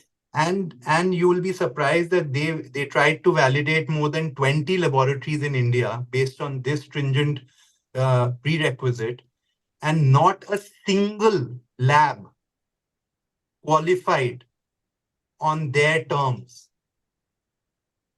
Yep. In terms of concordance. So I don't think that it is easy to do NIPGS. It is way more tough, because the kind of conditions that you need in your laboratory, the kind of culture space you need, the kind of sterility you need to make those dishes, like what he said, that you have to cover yourself with PPE, you have to make sure that there is nothing in the culture media, there's nothing which comes from the air into the media. In order to do that, you need to have very, very superior laboratories. So it was a no-brainer that NIPGT right now at this stage is nowhere near, being implementable. All right. Okay. So I think that makes total sense. As you mentioned that you have to wear PPE and air quality should be as good as a clean room. My 2 cents here is yes, I think it's something slightly different because we've been trained in certain manners in certain ways, and it is difficult for us to unlearn and relearn something else. I'm not saying it's good or bad, but it's a basic human mentality. There are also issues where you have to for example, it's a long day 5, then you might have to freeze at 9 and 10 o'clock at night. Is the embryologist available? No. It's a big problem. I have done it, but then it is not practically possible. So yes, these are the issues, and I think we'll be discussing this further as we go ahead. Sujata ma'am, I would like your 2 cents on this also. So the thing is, like how are we positioning this technology? Are we saying that this is, like something which will take over invasive PGT? Okay, then that is, 100% wrong. Or are we trying to say it's a crude technology which may not involve that much of cost, which may not involve, damaging of embryos, but then we are just looking at some results which like a screening tool, like, so you should never even compare it with the results of actually invasive biopsy. If you are looking at that, then, like, it's a different game altogether. See, like you have these handheld sperm analyzers, like I'm not talking about the CASA machines or the automated sperm analyzers, but these very crude ones where the practicing general physicians, actually they can place a drop of semen sample on that and then some, okay. So Yeah. when you look at that, they can just see if there is sperm there or there is no sperm, and that's it. Okay. So if you're looking at the technology at that level, maybe, because of the other reasons involved, like you need experienced embryologist, you need laser machine, you need, trained and validated embryologist. If all these things can be actually avoided, I think you can offer it. But, never should you compare it with your biopsy and say that I'm giving you a technology which is as specific or as sensitive as that. Right. I think all my panelists here, we come to this consensus that yes, cost benefit might be wonderful with niPGT, but it's not a gold standard. Plus, there are so many issues that we all have just talked about. So we have to take this with a pinch of salt. And those people have not done niPGT, the glass is always greener on the other side. It is a task. So with that, we move to the next question. And I wish it was that. I wish the world was that nice that you would just, culture your blastocysts, remove the Yeah. blastocysts, and take the fluid and just test it. I wish it was like that. It would be a dream come true, but unfortunately, it is not. I would like to say one more thing here. When we talk about the protocols for an niPGT, they say that you have to use the laser. So anyway, that cost is there. So you are buying a laser because if you're talking day 3 or even day 5, if the embryo hasn't hatched at the point of hatching has not come, you're going to use the laser. So that extra cost is there. So technically, benefit is not as significant as we thought it was. So that is another part, because if you don't use a laser and wait for the point of hatching, then you're freezing at 12 o'clock at night also. So that's another issue. Nishad, I believe Dr. Paresh and Dr. Deepak both wants to say something. Oh yeah, please. I actually can't see anybody, so please help me with that. Please go ahead. Rajvi ma'am, could you please unmute Paresh? Yes. Yeah. Can I hear him? Yeah, absolutely. Okay. Nisar, actually, I feel that we are talking lots of negative aspect about the niPGT. Okay, like Dr. Gaurav, he told that he was sending the checking for the concordance rate, and he achieved 30% concordance. If it is Yeah. 30% concordance, do you think that this technique can be available to Indian market? Do you think that it is the study is going on since last 2013 and today's 2024, the 30% concordance rate? That means the problem may be a problem with the genetic lab or may be a problem with the media collection, because 30% is too much lower. Even we cannot talk about it. One more thing that Dr. Deepak has talked about the different concordance rate from starting from the 2%, 3% to 90%. Okay, but he told that devils in the detail. If you check, they have collected the media on day 1, sometime day 3, sometime day 5, sometime day 6. Nowadays, we are not doing day 3 embryo culture. We are culturing embryo till day 5. And Gaurav is right that some of the lab, they want to do culture till day 6. And they also want to do culture in the single droplet. But if you culture till day 6, it is not possible that each and every time your embryo is getting to be full hatch. You will get a concordance rate, and there are lots of study that when you collect media on day 5 and when you collect media on day 6, on day 6 it will have a higher concordance rate. One more thing that Dr. Gaurav, when you started the biopsy, maybe you are doing biopsy since many years. Have you ever sent your trophoderm and inner cell mass for the concordance rate? Have you ever checked that what is the concordance rate between your trophoderm and your embryo? We have blindly trust that invasive biopsy, and we started to do the trophoderm biopsy.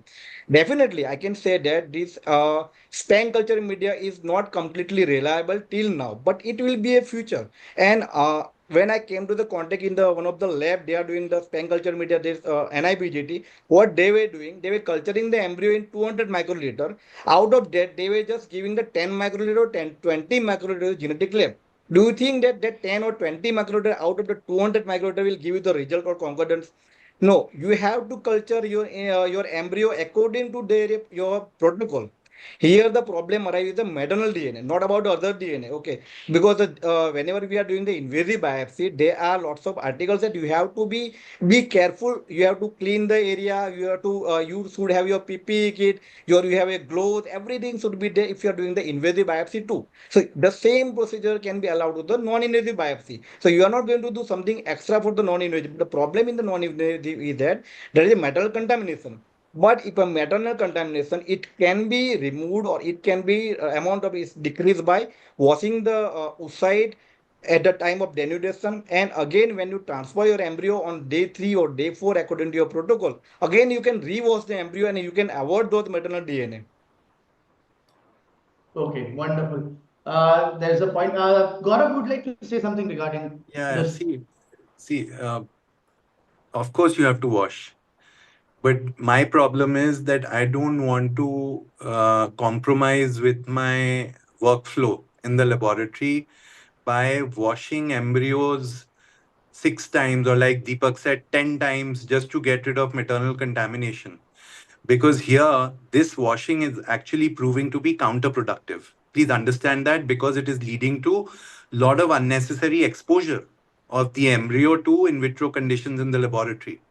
Right? So I don't want to compromise the health of my embryo just because someone says that by doing that that is necessary to get rid of the maternal contamination. This is my problem. So this whole idea of washing and washing and washing again and again and again doesn't hold good with me. Okay, fine.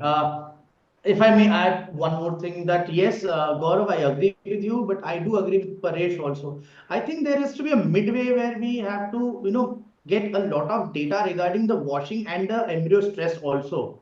Because this is our rough assumption or our understanding of the subject. Absolutely, that's totally fine. But the thing is to actually find out whether it's really affecting the embryo, this 10 times washing, that we need to find out. Theoretically, it makes sense. Practically, it is somewhere in our minds. It makes, Till someone doesn't find it out, I yeah, am not going to take this chance. And I yeah, am not going to, because our mantra of working in an IVF lab is accuracy and speed. yes, Speed is a game changer in the IVF laboratory. And I will not right. compromise on speed just to get rid of maternal contamination. Uh, I'd rather culture my embryos in an undisturbed manner till day 5 or day 6, and then perform an efficient biopsy, a invasive biopsy, and get on with my work. Agreed. Point taken. Deepak, yes. I think Sujata has some point to make. I'll speak the last. Okay, Sujata ma'am, please go ahead. No, the paper which actually Paresh was quoting, where they looked into the maternal alleles and then the embryonic DNA. The findings from that paper is the incidence of total and partial maternal contamination is around 60%. Which is like a huge number. We are not talking about 5-10% maternal contamination. We are talking about 60% maternal contamination. And then, I was also told by one of the geneticists that we are looking at, say, 20 nanograms of DNA per microliter. That is what, we are looking at, the extruded DNA. 1 or 2 cumulus cells can give you more DNA than that. Absolutely, very true. Which you cannot even see. If cumulus cells come in a bunch, you will be able to see. But then if you just have a single cumulus cell or 2 cumulus cells in the media, that is going to. So actually, we need to understand that lot of standardization has to be done.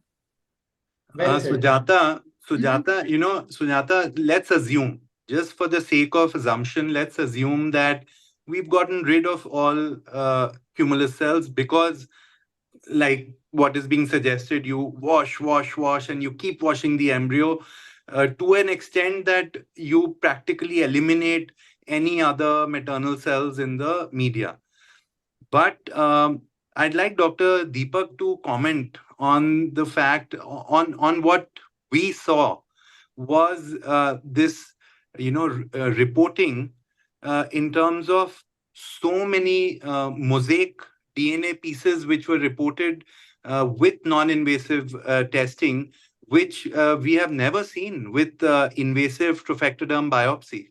So, Gaurav, here, when you wash continuously, maybe you will get rid of maternal contamination, but then you might introduce more of apoptosis in the cells, and then you will get more DNA, because the theory is, I agree. apoptotic cells actually releases the DNA into the, into the culture media. So maybe you will induce more apoptosis into the, in the cell, and then you will have more DNA, and then maybe you'll also have more of these mosaic embryos.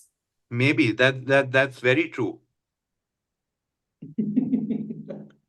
Great. So I really like the term Gaurav used, that these are theoretical advantages, which nobody has practically shown that, yes, if you compare vis-a-vis, where you say that, okay, it's cost effective.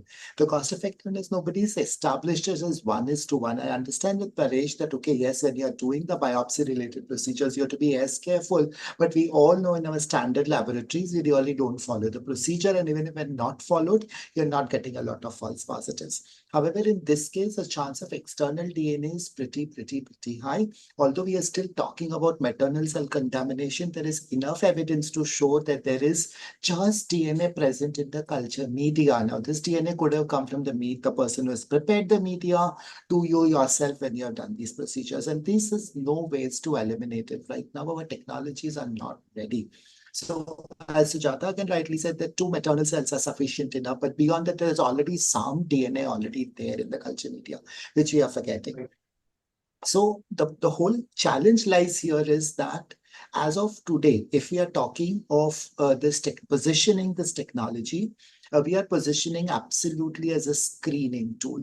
That, okay, do you want a screening tools? For example, those who are gynecologists, obstetricians, where you look at these niPT, the non-invasive prenatal testing, that you look for 1 chromosome in the maternal blood, because you want to screen a large number of women, and those which come positive, you subject them to amniocentesis. So this is the way we can position it correctly. If we are talking of it as a standalone diagnostic test, we are not ready because our concordancy rates are not there. And again, Paresh, I agree with you that when we are looking at concordancies, we are believing that trophectoderm is concordant to inner cell mass. Having said that, there are studies which have shown that there is reasonably good concordancy rates there in invasive. But when it comes to non-invasive, again, we are only comparing to trophectoderm to trophectoderm. The total numbers of studies which are compared to whole embryo, they've compared with inner cell mass and culture media. But again, the culture media is going to have, again, the study which I quoted, which showed extrusion of DNA, has only shown extrusion coming from the trophectoderm. So again, trophectoderm to trophectoderm concordancy versus whole embryo concordancy versus inner cell mass concordancy versus chromosome concordancy versus clinical concordancy. This is something which we all need to come at consensus that, okay, what should we define concordancy as? I would not say that as a geneticist, I would definitely want a genetic concordancy. But yes, at a clinical level, you may say that I don't care as far as it's euploid or aneuploid. If I can discriminate the two, I'm good. But that discrimination is yet not accurate. 1 in 5 embryos being misdiagnosed at the best. I mean, if we talk of Gaurav, it's even less than a flip of a coin. I mean, even if you flip a coin, you'll get 50% concordant, 50% non-concordant. This is even less. That means the technology is yet not mature. So my point here is that using it as a standalone diagnostic test, the technology is yet not ready. Also, Deepak, there was recently a paper published by Capalbo, by the EV group, where it was a very elegant study design where they actually divided the embryo into 5 parts, where the ICM was separated and the trophectoderm was divided into 4 parts. So they took cells from each quadrant of the embryo, and they found that if all the 4 trophectoderm biopsies were found to be euploid, then there was a 99.8% euploidy concordance with ICM. So that shows that, actually, there is still very little which is left to doubt where invasive biopsy is concerned. But none of these assertions have been made with respect to niPGT at the time. Got to say, NIPGT again is way younger. Yeah. The invasive PGT is 20 years old now, as old as me in this research field, whereas NIPGT is probably 5 years. It's going to take time to mature. Yes. Yeah. And PGT also has evolved. PGT1 was discarded. I mean, PGS2 is what we are using. So we just have to accept that every technology has got we have to give it time for it to Time to evolve. mature. But Yeah. we shouldn't be rushing into like how everybody rushed into PGS1 and then, we had to stop and look back and relearn, unlearn, relearn, and then come back. This probably is another technology. If becomes robust, I think that's something everybody would like to use rather than go for biopsy. Yeah, definitely. I mean, there are distinct advantages, but for sure we need to be careful that we don't go to the slippery slope. True. Because true. if we go that way, if we don't learn from the mistakes which we did in PGS1, we will repeat the same mistakes and it will burn our fingers way more than what it burned then. True. Because legally we had much more freedom than today. We are legally bound by many, many matters.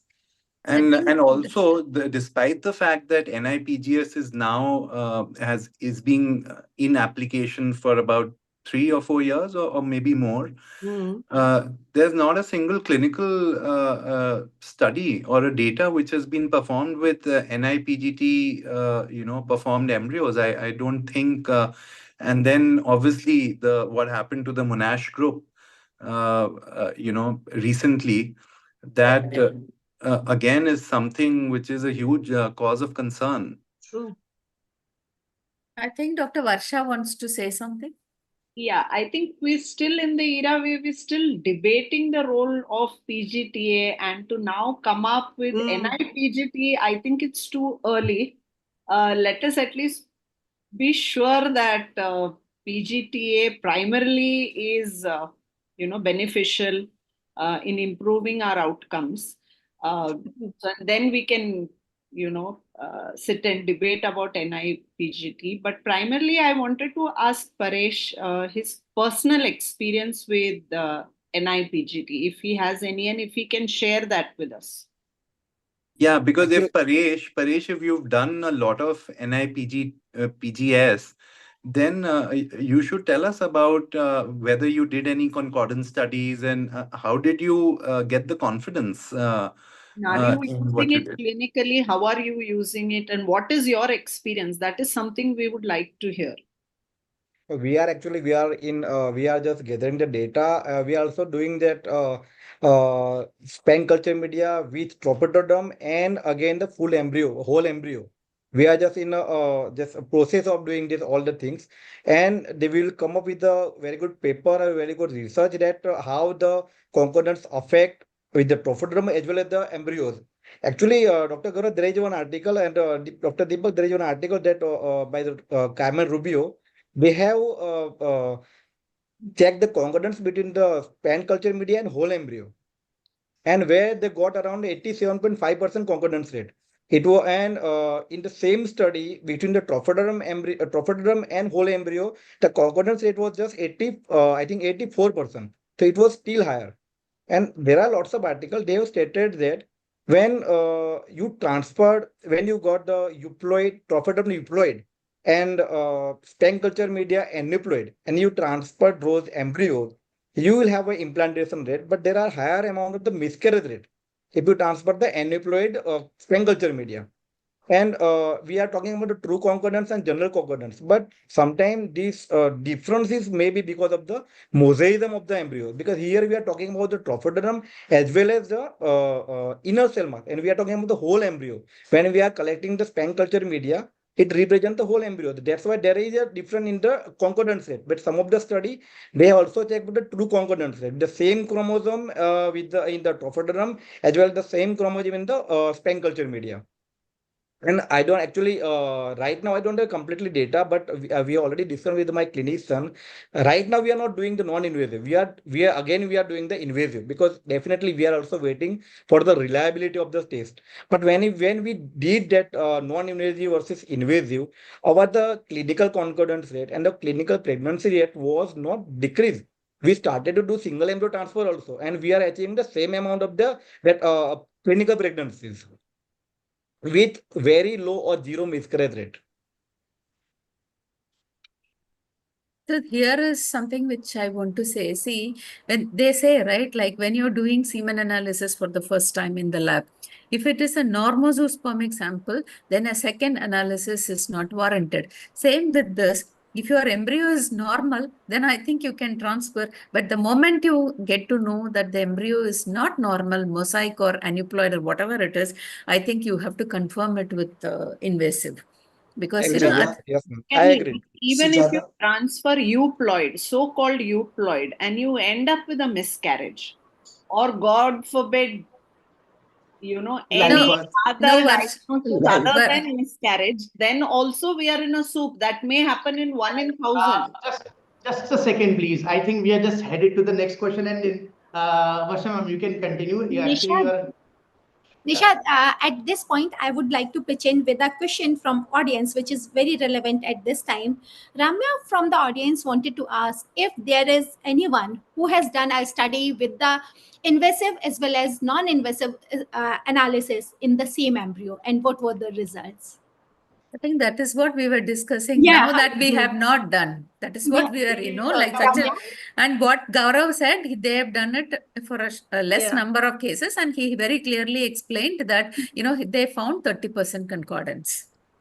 Thank Right. you. I have Thank a you. question for that. I have a question for that. What you're saying, Manisha, will come to that. I'll just Sure. continue with what Varsha ma'am is saying. That yes. Now let us talk about the ethical part, as we were just discussing. That in context of genetic diversity and complex population structures, there are ethical dilemmas. Just as mentioned, that concordance is a problem. Are you double checking everything? So are we addressing this? How do we have our standards, and how do you take the ethical aspect into it? And I would like both Varsha ma'am and Paresh to enter into kind of proper discussion or debate here, please. Yeah, ma'am, please continue. So ethical dilemma is there not only in non-invasive but also in invasive. So it is a Yeah. component that is common to both. The ethical dilemma becomes more when you have a procedure that is utilized clinically, which doesn't have good evidence backing it. That is where the entire issue erupts. So, like we said, it is not only when you have a diagnosis of euploid that you can go ahead and safely transfer. You may say you could use this technology. Many whom I've spoken to who are using non-invasive PGT say that they do not discard the embryos. They use it to rank the embryos. But ultimately, if you have a diagnosis which says aneuploid, I don't understand how do you counsel the patient? how do you counsel the patient that it is aneuploid, but it is non-invasive, so we can still consider transferring it if all your euploids end up with no pregnancy or a miscarriage? I don't think it is straightforward. It is as straightforward as that. So I think the practical issue here is I'm not sure we are ready to use this clinically. I don't have a personal experience of non-invasive. We're still debating the usefulness of invasive PGT. And yeah, this is more a research ground, I would say. I don't think this technique at the moment is ready to be used clinically. That's where I will summarize it. So, Varsha, so what you said is very interesting. And this probably, the guys who are doing non-invasive PGT, they realize that they cannot still give a definitive statement to give a absolute diagnosis. So instead, they use a relative ranking, which is so surprising that in a diagnostic test, you are giving a report by giving probability. So you are saying that embryo number one has a probability of being euploid, which is 75%, whereas embryo number two has a likelihood of being euploid only at 40%. So they know this shortcoming, and that is why they are not giving absolute results with regards to ploidy. I guess it is, you can compare this to our like sort of these double test and quadruple tests we do, where they give that probability of this pregnancy having a chromosomal abnormality is 1 in 784 or something like that. But that they are giving after huge population based studies. It did not come with the, like, 13 embryos being tested and 40 embryos being tested. They were huge population based studies, and there are different population study. For India it's slightly different, for UK it's slightly different. We adjust the mom based on the population for that. So in this particular niPGT, if we are going to give a probability, as Varsha was saying, I think, say, if you're unemployed, you don't transfer the embryo, that's fine. You say it's euploid, you transfer, and it happens to have a chromosomal abnormality. What do you do? And that will be the end of our career. No, but Priya, the moment you say that this embryo has a probability of being euploid, which is low, which is 25%. Like even if you say 5%, right, and then you then transfer the embryo. the patient is always going to make you transfer that embryo. Yeah, Then there is you no way transfer that the you will not embryo, and transfer God it. forbid, as Varsha is saying, it happens to have a problem. Leave alone abortion. If it aborts and then you don't have a congenitally anomalous baby, that's fine. You have some anomaly at 12 weeks or 20 weeks, and then you would have a problem, and especially when it is not reliable. It's that everything comes back to the point that what is the reliability of the test that we are doing, and how much we can give it to the patient. The patient will come and back and say, doctor, you know better that it was not very reliable. Then why did you ask me to rely on this test? And Actually, one point. Okay, Sujata, go ahead. No, I just wanted to actually mention a case where, like we had where it was found to be euploid by niPGT, and the patient had a Down syndrome baby, and she wanted to kind of terminate the pregnancy. And after that, they came up quite aggressively on the clinic, going for, they actually threatened to go the legal way. And, the clinic was trying to kind of transfer the blame on to the genetic lab, but the genetic lab had said, like we have very clearly mentioned that, like concordance of around 70%, there is still a chance of 30% error.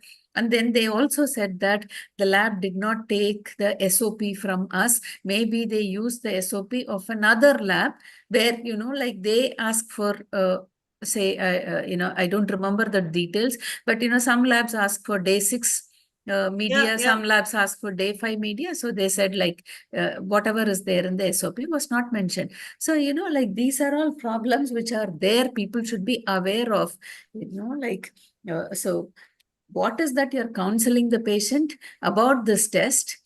It's very, very important.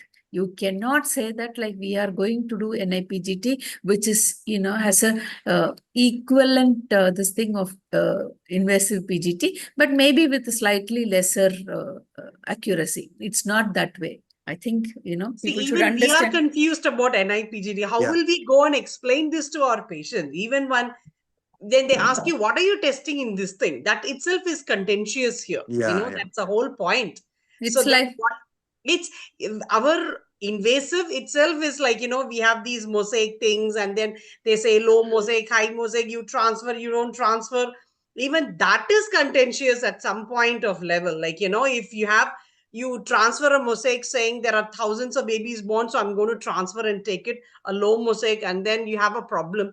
They're also here into a soup. So if everywhere, when our invasiveness itself has got an issue, and we have stand by so much of counseling for that, in this particular test, when we don't know what we are testing, and whether it has got concordance, at least with the other invasive tests we are doing, it's very less.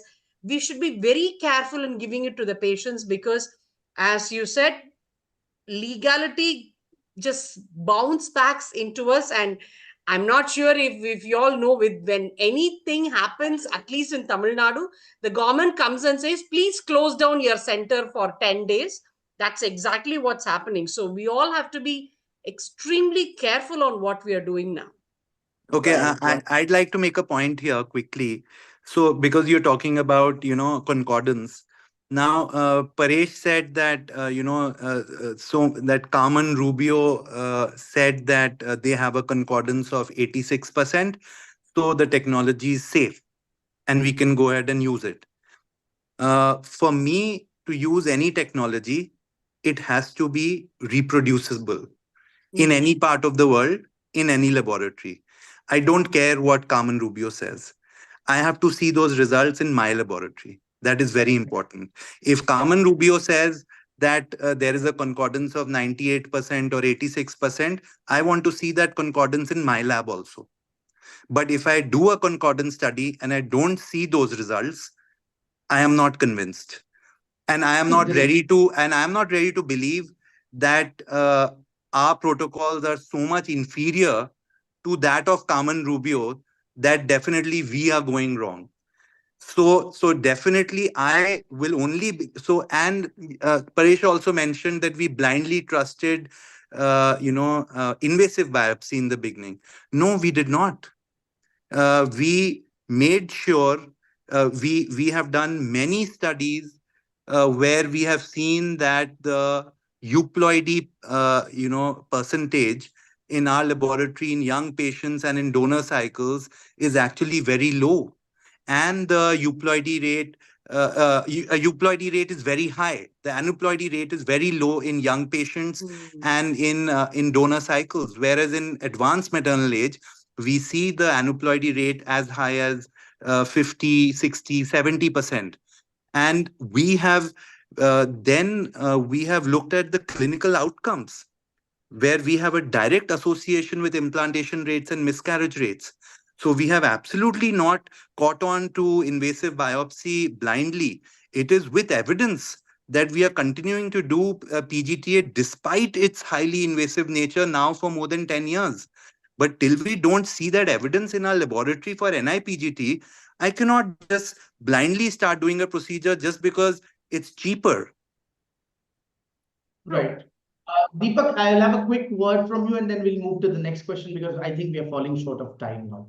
But I think we have discussed a lot about the inferiority of niPGT over PGT. The debate whether the standard PGT is greater or not is completely a different ballgame. But I think since we have experts here who are users as well as non-users in both the directions, and we have experience in both the directions, should we now think of establishing a guideline forward? Because when we say that we should wait till the technology is proven it's true, whether we wait, how long should we wait, number one, and number two, even when we wait, what is so magical that's going to happen during the waiting period that the technology is going to prove itself right? As Gaurav rightly said, that our genetic labs are very well established. Our IVF labs, I don't believe at all that they're any inferior to that of Carmen Rubio. What should be the way forward? How do we see? So since the need of the technology is there, everybody feels that half of the country is using it already. More than 50% are using it as standalone. Should we make a roadmap that, okay, these are the basic essential things as a country we should do so that it is done better for our patients rather than, beating around the bush and each one doing in their own direction. So I really like the point of Gaurav that one is we have to establish local concordance with a very uniform protocol. As of now, our concordance rates are through a very diverse test using different service providers, as Sujata mentioned it earlier. So as a community, are we ready to investigate the concordancy rates using a very uniform single-ended protocol at 5 different centers? And what will it take us to reach there? That's my question to actually the panel. Sorry, Nishad, I took your role for a while. It's fine. I will take this question first and we'll continue with that. That is the absolute need. And it is very easy to do these concordance studies, especially for these genetic labs which are trying to, sell niPGT, which actually don't have any of this concordance data. Unfortunately, they don't. But there are so many centers in India, and good centers which are performing invasive trophectoderm biopsies. All they need is that they just compare the spent media results with that of the invasive biopsy.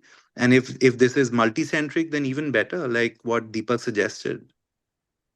So, Gaurav, actually, when you mentioned these companies who are trying to sell niPGT, okay, I did have a discussion with Santiago Munne during our ACE conference. I was mentioning about this case.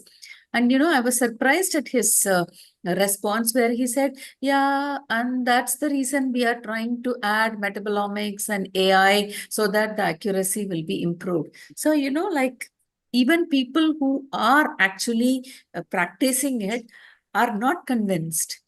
Yeah, Like very true. it is not that like I actually was expecting, because like his association with progenesis and things like that, and I was expecting him to say that like maybe 1 in 1,000 case it happens like this, or something like that. But he readily agreed and he said, yeah, that's the reason why we are trying to add metabolomics, AI. So then I was thinking, like you are looking at 30% accuracy from one test, you're looking at 30% from another test, and you're trying to look at 30% from another test. And then finally you want to combine all this and give a cumulative score. And one thing, Sujata, one thing which is so interesting is that when we are counseling our patients for invasive biopsy, always they ask, how accurate is this test? And we tell them unabashedly that there is a 2% error rate. And that is what is given in writing, in the consent form, that there is a 2% error rate. Now imagine here we are talking about a test which at best has an error rate of 20%, which is at best in the best hands, right? In someone like like bad hands of mine, the error rate is 10 times more. So we're talking of an error rate which is 10 times more than a 2% error rate which is established for invasive biopsy. Also, let me bring forth one of the clause, and this is from one of the lab's consent form, and it says that I understand that the test result by lab X is based on the report generated by them. However, the clinician's decision about embryo transfer solely rests on his or her discretion. Which means what? Which clearly indicates that whether you want to transfer a particular embryo, or so they are going to generate a report, that's it. And it is the clinician's prerogative to transfer it or no, and take the headache and the repercussions, like Sujata mentioned, of an unfortunate event. Correct? So they are clearly washing their hands off. So how can you accept a procedure, a test, whether a diagnostic or a screening, where they're not willing to take any onus? Well, I can say one thing that in having a less confidence but better lawyer is the way to go for the companies here. No, but So- we have missed the point. We have to go back to Deepak. He was talking about a roadmap to Right, to right. So I'll establish. just continue with this. This is the last question, and then we can have the discussion. I think we're clubbing points from all of you. Actually, half of we have discussed this. So, what steps should be taken to ensure the standardization of NIPGT procedures? I think, Deepak, I think I'd like to know more from you to achieve a consistent result. And Gaurav, Sujata ma'am, and Varsha ma'am, I need your answer on what are the collaborative efforts research initiated aimed at validating the technology in Indian context? Now, also we have to think that, as you mentioned, Sujata ma'am, that NIPGT people are also moving towards AI, towards optic. Do you really think that this might be just skipped and we'll directly shift to optics and AI? Metabolomics as well. Because, like I would feel that's even less invasive, because here at least you have to wash the embryo 10 times, right? Like you don't have to do anything of that sort. You take a picture and then process it. And metabolomics, uh, I don't know, maybe, like the maternal contamination would be of different this thing than the embryonic. We have, I think we are yet to see. But basically what I feel is like standardization has to happen, like everywhere. Whomever is trying to do it, they should only try it in their own lab, a comparison. And as I said, like it would be better if we just send samples which is like meant for PGT, and send the same sample and see what happens in your hands. Because see, when Gaurav mentioned, there are a lot of questions. Did you take the media on day 5? Did you take it on day 6? Did you try taking it on, like leaving it in culture for a longer period of time? So I think all these questions can only be answered with work in one's own laboratory. And regarding Dr. Deepak's question of a guide or, like what you say, a statement about this, definitely it would help, because though it's all mentioned there in the company's consent form, but people, they don't read it. People, they don't, like, or even if they read it, I think it's very hard to tell to a patient that we are offering you a test which has less sensitivity or specificity. And but then I think educating people, I think it would definitely be a good initiative. Right. All right. Deepak, your 2 cents on that. Yeah, sure. I think we have two communities in the country, one who is wanting to do NIPGT, one who is not ready and is taking a wait and watch approach. I think let us appreciate both of them, because there will be, and any test is going to come with its own pros and cons, own advantages and disadvantages. Like, as we say, glass half full and glass half empty. For those who want to wait and watch, will probably believe, like as Sujata said, that they will probably add more things. Maybe the technology itself will mature, like from PGT1 to PGT2. It will mature and we wait till we reach PGT3 or PGT2, like for NIPGT, and use it fair enough. But those who are using it, I think I really like the point with both Gaurav and Sujata made, that one, establish your own concordancy rates in your own hands with a single genetic diagnostic laboratory using a very well established protocol. And only then, when you are convinced with it. Now, what is a convincible or an acceptable number? That is something which we have to say. I may say that I'm happy with 70% or 80%. Now, for me, 80% is 1 in every 5 embryos misdiagnosed. Is that acceptable? The number 80% sounds very alluring to everyone. But is it really practical in terms of every one embryo going to throw away, calling it as aneuploid, it being euploid, and every one embryo going to transfer, which may lead to issues which we have already discussed. So these are some things which we need to educate people. Yes. Deepak, I want a 98% assurity before I can use this technique. Fair enough. Then you'll have to take No, I just want to say it out loud so that people can hear me. Absolutely. Enough of this 80%. I think that it is only ready for use if you can tell me that there's 98% surety that the results are correct. Absolutely. Because otherwise we'll end up in suit, because the companies are not liable. The patient will only come and talk to us, and we'll be suffering at the end. So it Yes, doesn't correct. make sense. But You have a very as a society, we cannot stop users from using it. There will be users who are using it. The whole point here is that how well guided we should give them, what is the roadmap we should give them, so that we don't fall down the slippery slope. Those who want to wait and watch, it's a perfect approach. I would say that we are not mature yet. I maintain my statement again there. Having said that, those who are using it, I think number one, we should have the concordancy established in their own hands, in their own lab, and calculate the rates of misdiagnosis with the same center, which is absolutely must. I don't think cumulatively as a country we can do, because we are too diverse in terms of our languages. We have a lot of barriers. So I don't think we can do like other countries, a single study as a country. Multicentric is very hard to do here. So instead, I like the approach that we take a single center, each center do their own study with their own favorite center and publish. Without publication, nobody is going to buy any sort of data. Whether Gaurav says it's 30% or Paresh says it's 80%, neither of them is viable globally until published. So Gaurav, I urge you to publish your experience, even if it is a small study, because in forums like this, these become good reference standard to discuss it. I mean, me and Nishad were talking in the morning that what is the data from India, and both of us are scratching our heads कि शायद एक paper उधर है, आधा paper उधर है, और दो abstract है, which doesn't help anyone. So please publish. That's number one. Varsha, I like your point which you made, that the genetic labs are going to behave that way. They are going to wash off their hands because they are not going to take the responsibility. जैसे पता नहीं कौन सा media दिया था हमें, उन्होंने numbering ठीक किया था कि नहीं. These are all sorts of points they will make. So probably as clinics also offering niPGT, create a separate consent form explaining the entire finding that this test has this limitation and there is a likelihood, because otherwise the legal issues will come, that the consent form of the companies for doing the test have a separate consent form for performing the ETs. I think that's something which we should do it.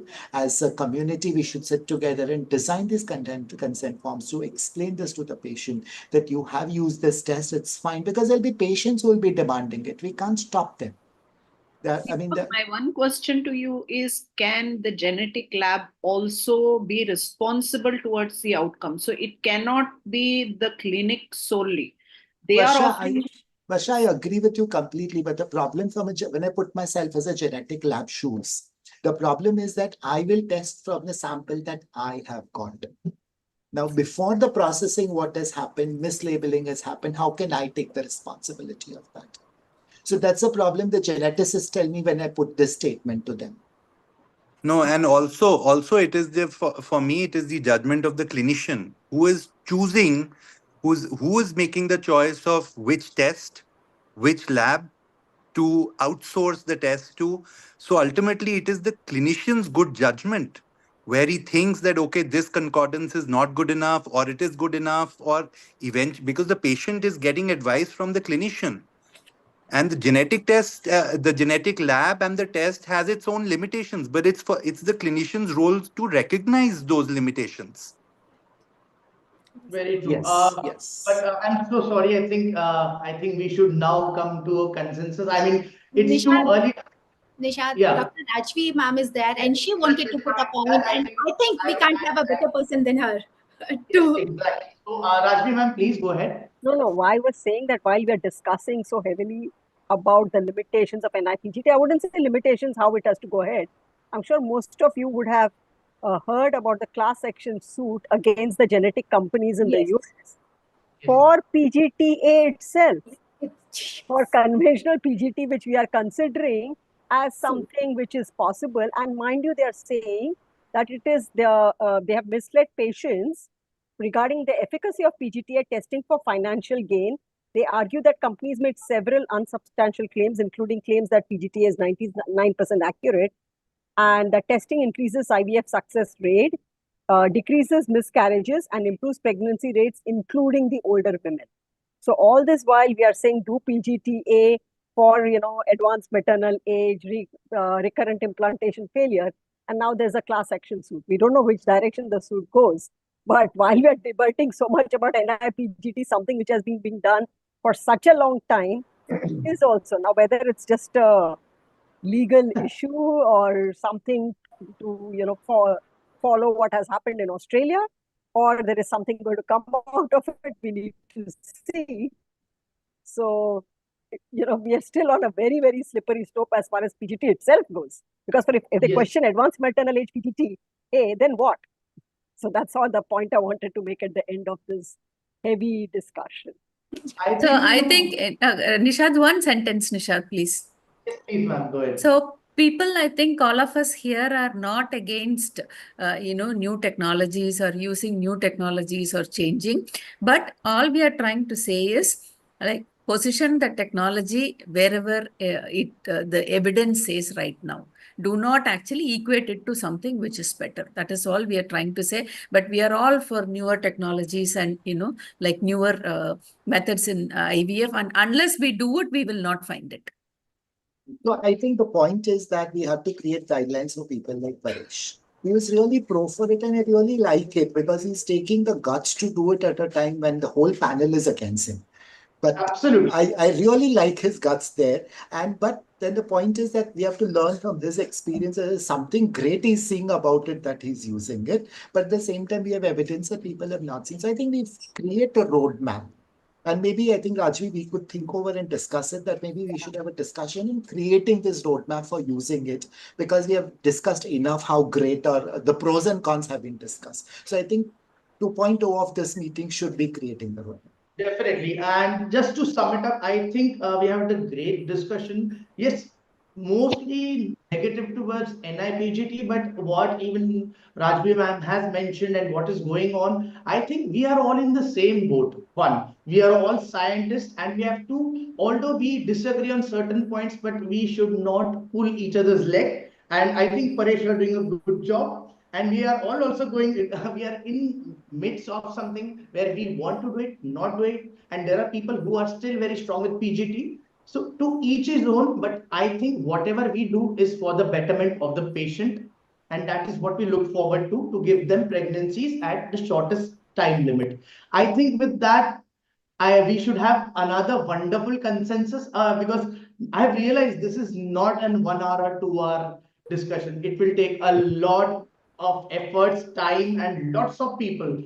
And if we can really come up with a proper consensus, I think Deepak, you are already doing that. But if we can awaken it more, make it more available to many embryologists, just like we did in this forum, I think it will be amazing. And really, I'm glad that all of you have enlightened all of us, including the audience, regarding niPGT and its role. Deepak, yes, you have the last word. Nishad will never reach a consensus. Sorry, Manisha, will never reach a consensus. Let's appreciate the diversity. But Deepak, here we can do one thing, which you have actually accepted. We need to guide our clinicians where to suggest what. That is very much required because patients will go with the counseling. And when they themselves are not very clear about these laboratory related procedures, they can't guide them that well. So we need to start probably from there, and probably we might reach somewhere to. It was a very engaging discussion, and I'm really, really delighted that we were listening. I was like awestruck. I just wanted to ask one question. Nisa, just one question. Just one question. We are talking about the repeatability. Anybody has tried that sending the trophoderm biopsy end up with the mosaic or aneuploid and again I taken really the wanted to rebiopsy put and you have that sent those? point. I really And want to have you ever received the same result with the rebiopsy? Anybody has tried the same thing? Paresh, we agree that both of the technologies have their own pros and Just cons. Dr. Deep, No, I'm no. not In a against clinical biopsy. setup, Actually, you I'm cannot doing do lots of that. That is biopsy. highly no. In a clinical setup, what you're suggesting is not feasible. You cannot do We that. tried it. I tried it. That's why I'm asking. I tried it. And the result, both the time, the result were different. And there was not the true concordance that what we are talking about. Paresh, I'm not against the biopsy. I am doing lots of biopsy and I'm happy with my biopsy. agree. Paresh, I also agree that we have to do niPGT. I am not saying we don't have to do, but let's do it the right way. Let's do it the right way. Let's do it. Exactly, but we need multi-center data actually. No, Yes. Paresh, our only concern is there are clinics which are discarding embryos based on niPGT reports, and this is a bigger concern. That is what the ACE I'm agreed, survey ma'am. highlighted. So that is a very, very Very rightly said. It dangerous is alarming. evidence Actually, that it's alarming. You cannot discard those embryos. I'm agree. So And I and think and Paresh, we look forward to your data, since if you have taken up the onus of doing a lot of work in NIPGT, then it would be important for all of us to learn from your data. So it's a bigger responsibility for you to make sure that all these concordance studies are done, and rather not just giving out NIPGT blindly to your patients. Agreed. Yeah. We will Gaurav, definitely. same applies to you. I'd really love to read from you that why your concordancies were so low. We need that study as well. Yeah. Because see, remember, Yeah. science doesn't progress without studies in both the directions. Because what we also see in NIPGT are reports which is only positive reports. We call it as confirmation bias again. That most people will report only when there is positive data. The more the negative data gets reported, better the judgment we will. So Deepak, when I said 30%, that was chromosome to chromosome. But if we were to take aneuploid to aneuploid and euploid to euploid, those concordances were higher, right? And Paresh is perhaps talking of only that concordance. Yes. But chromosome to chromosome, the concordance was very low. That is Gaurav, again please an publish old it. Please point. publish it. Yeah. so. I think Again, sorry to be the devil's advocate, but I think we should come to an end to this wonderful, most like amazing forum that we had, and I look forward to more such forums, and we should continue like Deepak mentioned 2.0 version of this NIPGT. And with that, I'm really thankful to such a great, voracious, dynamic panel. Thank you very much. Actually, Nishad, I totally agree with you. What an engaging, informative and interesting discussions we have just had. A huge thank you to all our esteemed and incredible panelists for their invaluable insights and truly lively interactions. It has been truly informative session, and I'm sure we all walk away with valuable perspective on NIPGT. To wrap up our event, I would like to invite our Joint Secretary of ACE, Dr. Shrikant Yatnale, who is not only known for his humility, but also he brings a wealth of experience of 28 years of working in embryology. So, Shrikant sir, over to you for the vote of thanks. It was really an overwhelming session. Really overwhelming. What a compelling discussion. So many inputs. See, I was supposed to give this concluding remarks 1 hour prior. 1 hour, 10 minutes. We are delayed by this discussion.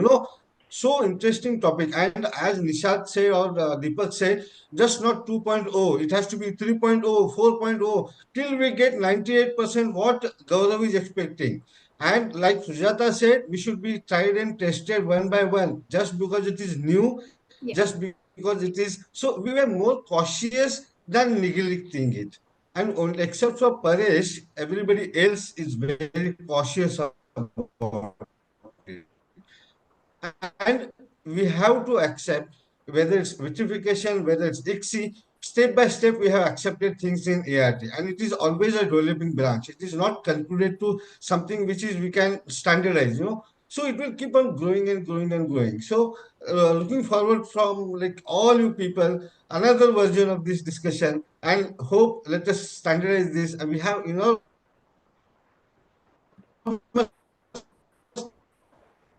data, work what we do. Thank you very much. So, on behalf of all of us, Rajvi ma'am, can I have the last slide, please?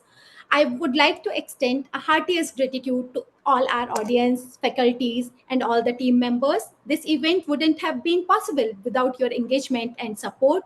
Your feedbacks, opinions, and suggestions are invaluable to us. We encourage you to write us at the given email on the last slide. I'll be sharing it with various forums as we can't see the last slide as of now.